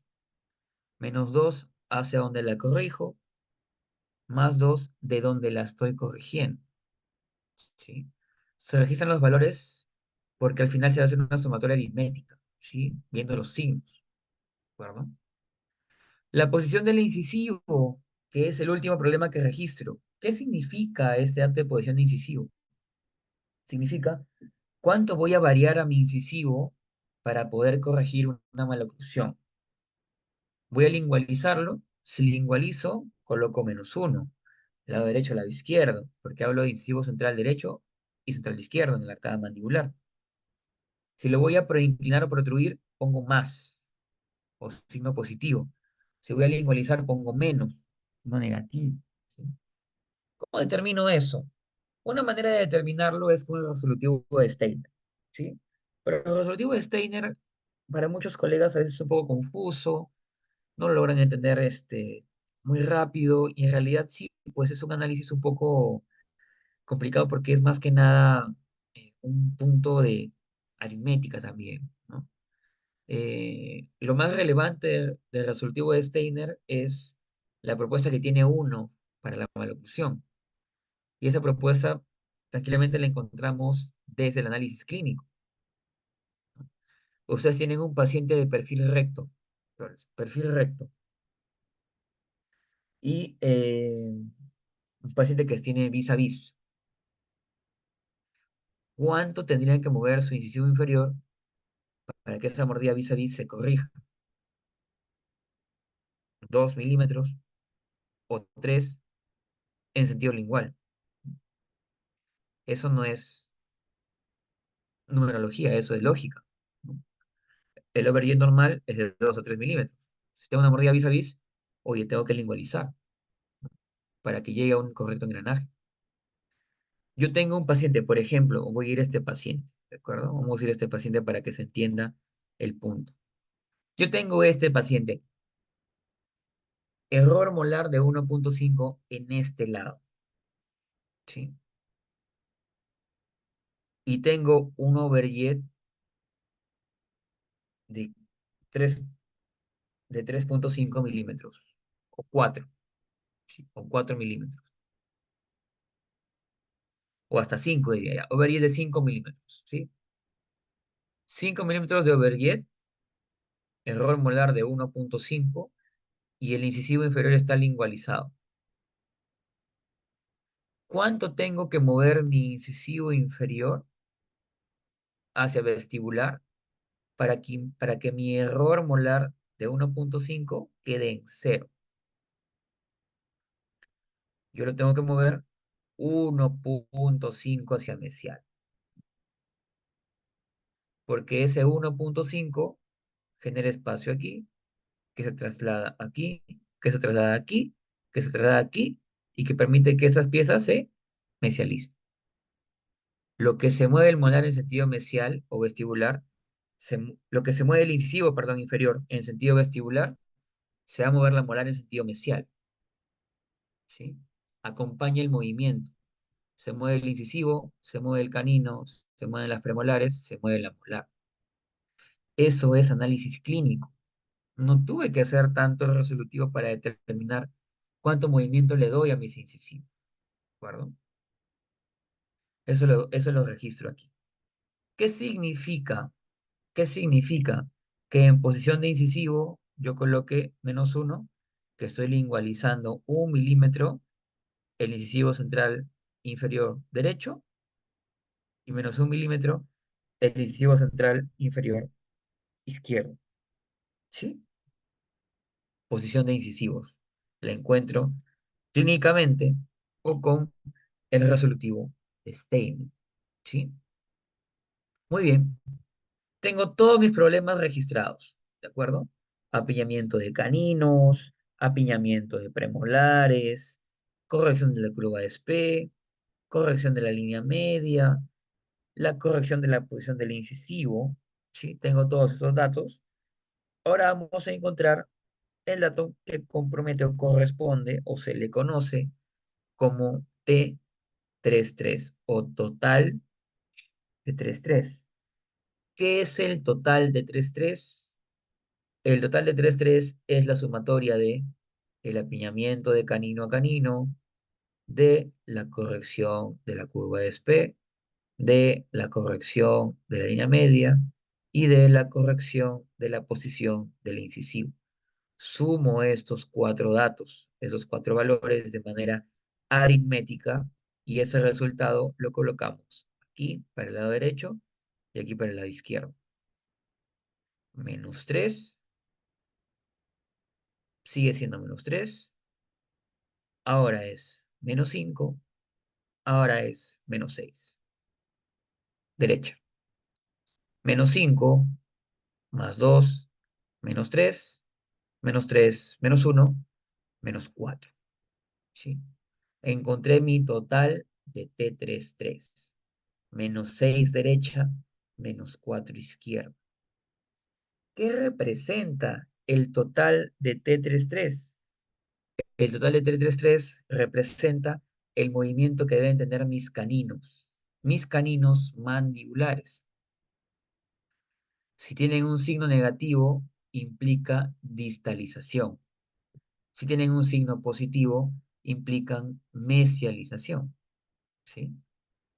Total de T33, movimiento de caninos mandibulares. ¿Sí? Mandibulares.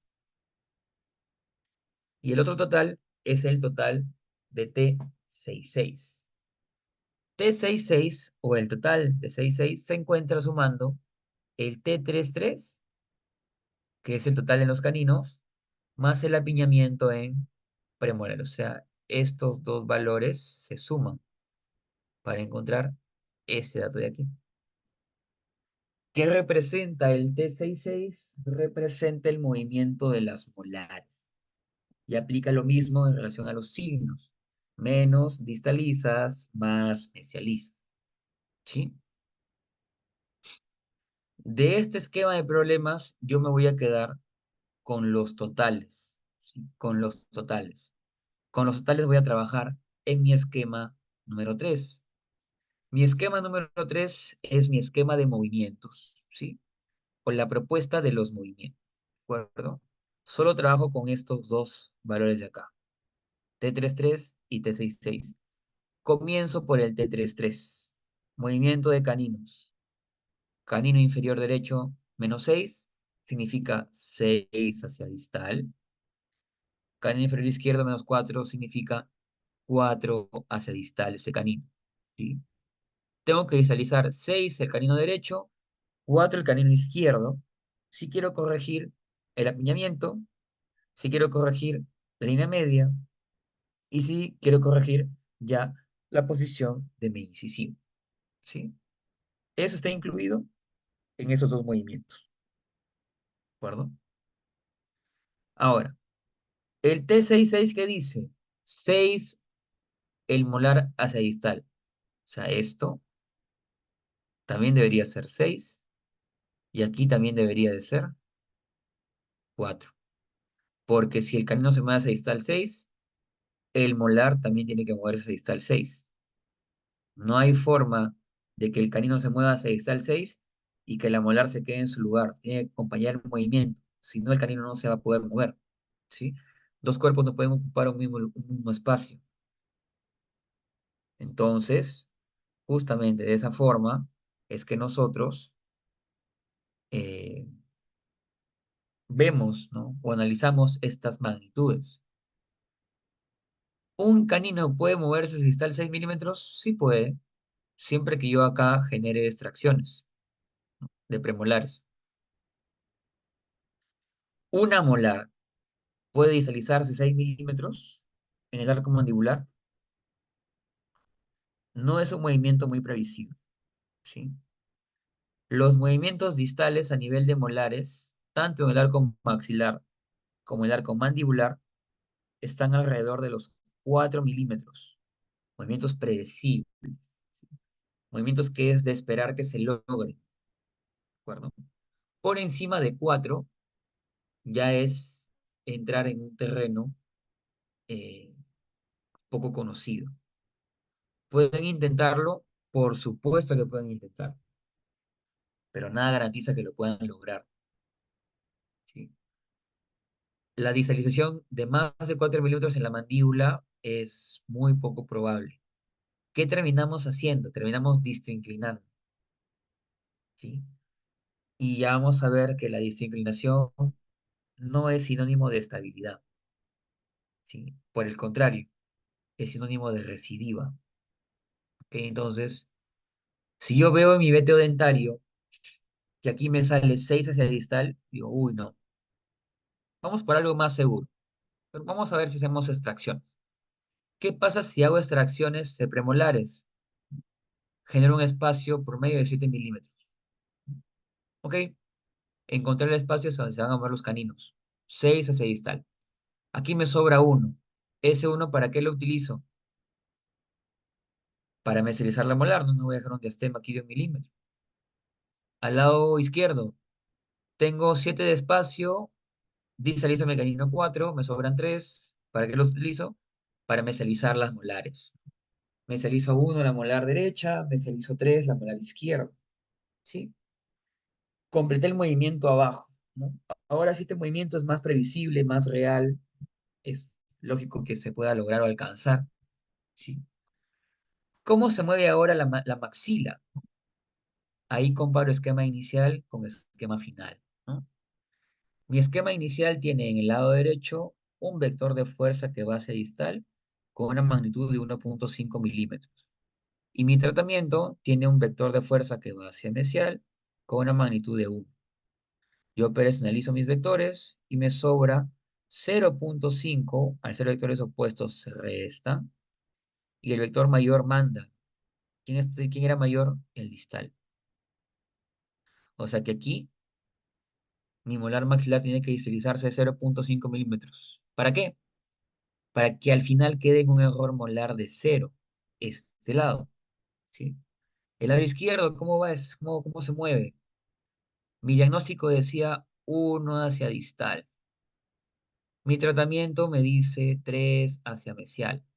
Caray, otra vez vectores opuestos. Se restan. 3 menos 1, 2. Vector mayor predomina.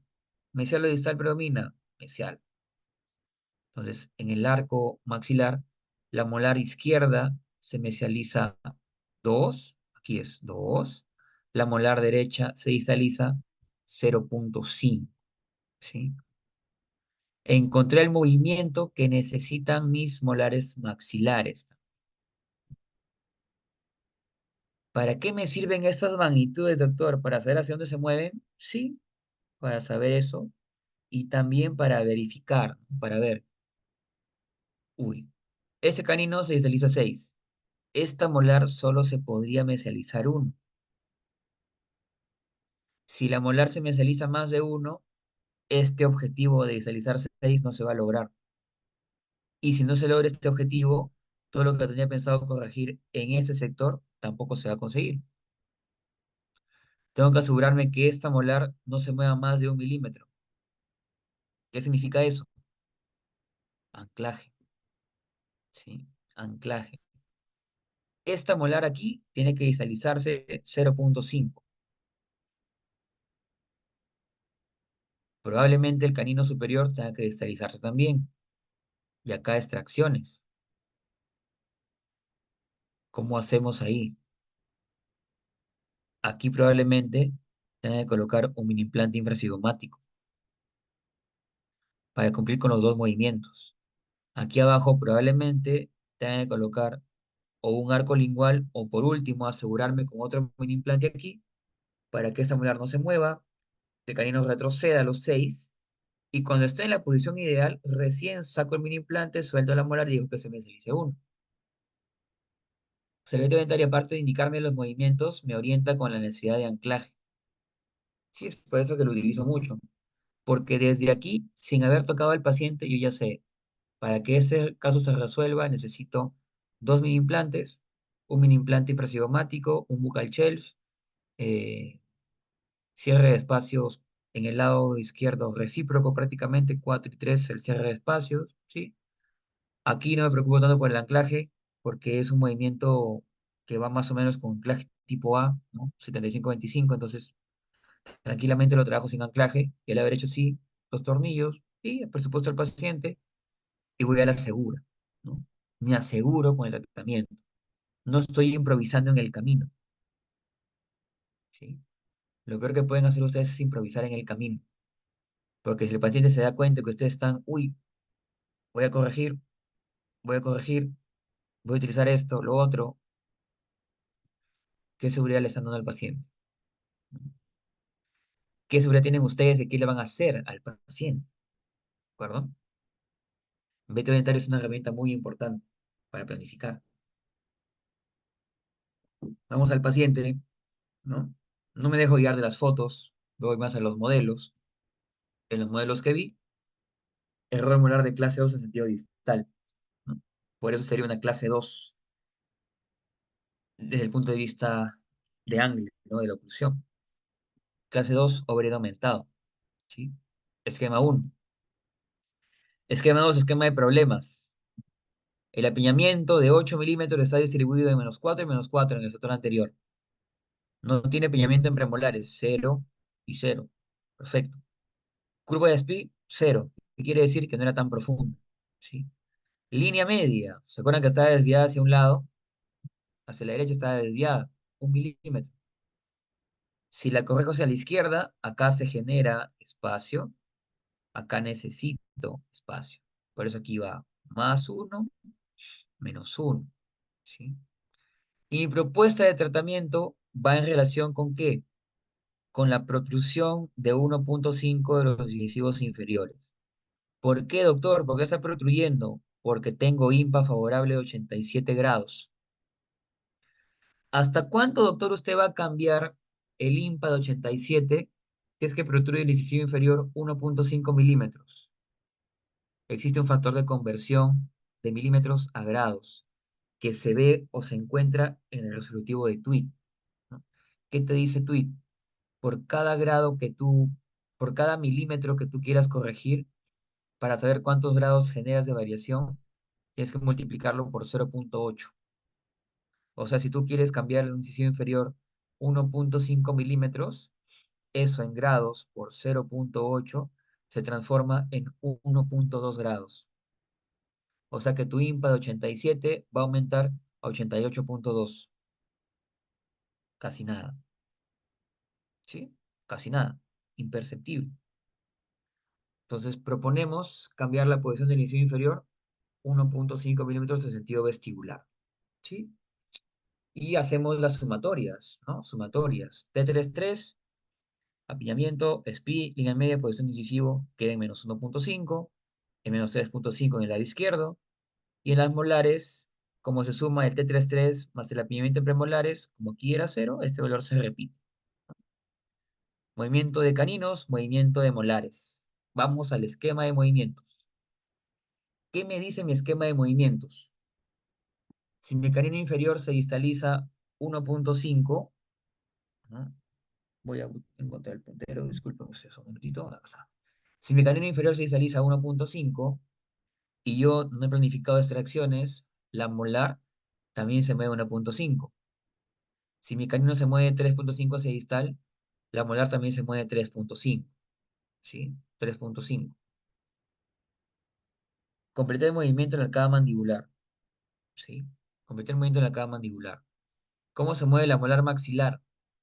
Si mi diagnóstico inicial en este lado era 2 hacia distal y mi tratamiento me dice 3,5 hacia distal, si son vectores en el mismo sentido, se suman los valores y se mantiene el signo o la dirección. 2 más 3,5, 5,5 tiene que distalizarse esta molar. Bastante, ¿ah?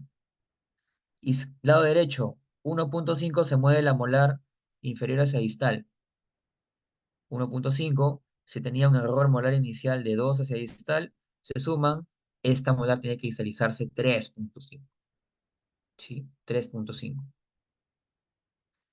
Ya estoy viendo que con esta propuesta de tratamiento hay un vector de fuerza que no va a ser alcanzado, y es el vector que tiene la molar superior izquierda.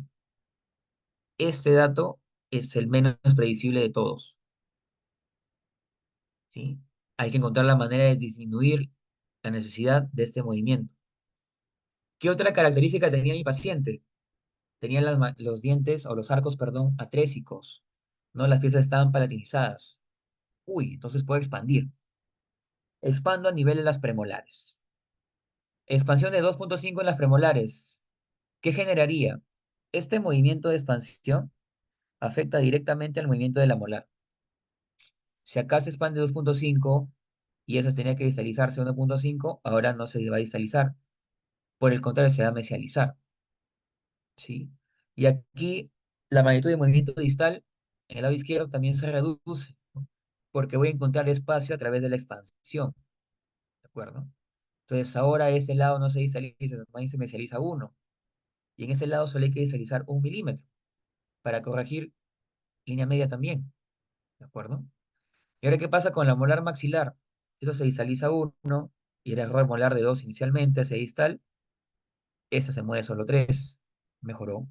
Y a este lado de acá, si el error molar era de 2 hacia distal y mi mecánica de trabajo trabaja mesilización de uno, se restan y predomina el vector mayor, solo se distalizará uno. Mecánicamente, esta propuesta es más viable que la anterior. Entonces me apoyo en dos aspectos, o hasta tres aspectos. Producción de incisivo, uno, expansión, dos, y verticalización o distalización, tres. Tres movimientos a favor para evitar qué cosa, extraer dientes. Y eso fue lo que se estableció en el tratamiento. Y a la paciente ahí inicialmente hay que expandir esos arcos, evidentemente, ¿de acuerdo? Proponemos expansión lenta con un Hyrax y expansión lenta con un Bielix. ¿Pueden hacer expansión lenta con un Hyrax? Sí, simplemente se activa a una menor velocidad, ¿no? Una vez o dos veces por semana, suficiente, ¿sí? Por semana, para generar un cambio netamente dento alveolar, ¿sí? Para mejorar la forma del arco. Y mejora, vean cómo cambian los torques. Negativos, neutros. Negativos, neutros, ¿sí? Expansión superior, que debe de ser acompañada por una expansión inferior, ¿no? Porque si no queda esto, ¿no? Esa mordida Brody. Vean ustedes. Y abajo podemos acompañar, por supuesto. ¿Por qué? Porque tengo huesos y dónde llevar los dientes. Tengo reborde de Walla. Tranquilamente lo hago. Por eso se le colocó un Quadelix. Perdón, es un Bielix, ¿sí? Expandimos arriba, vamos alineando, expandimos abajo y pasaremos también a alinear y nivelar, ¿sí? Doctor, ¿le puso arconiti? Sí, le puse arconiti. ¿Por qué? El arconiti tiene un efecto protrusivo de incisivos, ¿sí? Que es un movimiento que yo espero hacer. Entonces, me preocupo por ponerle otra cosa que no sea niti, no. Si está en mis planes, le colocamos el niti y dejamos que se exprese como es. El niti proinclina, protruye. Perfecto, es lo que quiero en este caso, que trabaje, ¿sí? Mi diagnóstico me lo dijo desde el inicio, así que lo pongo con total seguridad, ¿de acuerdo? Alinea, nivela. ¿Qué me toca hacer? Engranar, intercuspidar, ¿sí? Una vez que he nivelado. ¿Cómo lo hicimos en este caso? Teniendo en cuenta que había que generar movimiento de distalización con arcos mu o con arcos multiloop, que justamente son una herramienta excelentísima para ese tipo de movimientos, ¿no? Para verticalizar piezas posteriores, para distalizar bloques de dientes a través de los arcos multiloop y de las ligas intermaxilares. Colocamos los arcos, terminamos de alinear, terminamos de nivelar, distalizamos todo, llevamos a errores molares de cero la región posterior, ¿sí? Evaluamos el perfil del paciente, ¿mejoró o empeoró? ¿Cómo están esos incisivos? ¿Están visualizados todavía o no? Hay un cambio favorable. Excelente. El perfil no se ha malogrado, no se ha alterado, ¿no? Se ha mantenido. Mejoraron esos ejes de los incisivos, ¿no? Dentro del plan de tratamiento estaban establecidos esos objetivos. Perfecto. Dobleces de finalización y termina el caso, ¿no? Ustedes recibieron esto y entregaron esto. Las disculpas del caso por la poca higiene de la paciente, ¿no? Por esa gingivitis, pero no me queda otra imagen para que ustedes puedan observar cómo fue la corrección de esta maloclusión. Mejoramos las arcadas, el apiñamiento, no se ven problemas de recesión gingival, no se ve afectado el periodonto por el tratamiento en sí, por los movimientos, más allá de la higiene, y el caso alcanzó una adecuada relación sagital, ¿no? Con una buena armonía de los tejidos blandos en el perfil de la paciente, aplicando un buen diagnóstico y aplicando una biomecánica apoyada en un buen plan de tratamiento, ¿sí? Que yo visualicé o previsualicé desde el veteo dentario, ¿sí? Entonces, es como deberíamos trabajar todos nuestros casos, doctores, ¿sí? Todos nuestros casos. Buen diagnóstico, buena planificación y al final preocuparme por la biomecánica con la cual voy a yo corregir la maloclusión, ¿sí? Ese era el objetivo de esa primera sesión, enseñarles el enfoque diagnóstico, el enfoque de planificación. De ahora en adelante, vamos a hablar de características inherentes a cada paciente, al crecimiento y cómo éste afecta a las maloclusiones y cómo yo me apoyo en la evaluación del crecimiento y los tópicos específicos de biomecánica o tratamiento de clase 2 y de clase 3. ¿De acuerdo? Y doctores, espero que esta sesión haya sido de su agrado. ¿Tienen alguna duda o alguna pregunta? La pueden hacer a través del chat. O si gustan abrir su micro, también lo podrían hacer. Es cuando tengo por compartirles en esta noche. Agradecido siempre con la atención que me brindan.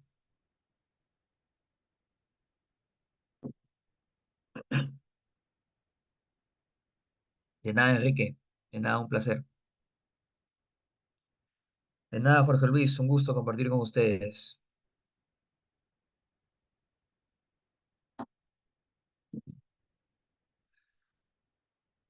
Gracias, Yarisli. Gracias. Gracias a ti.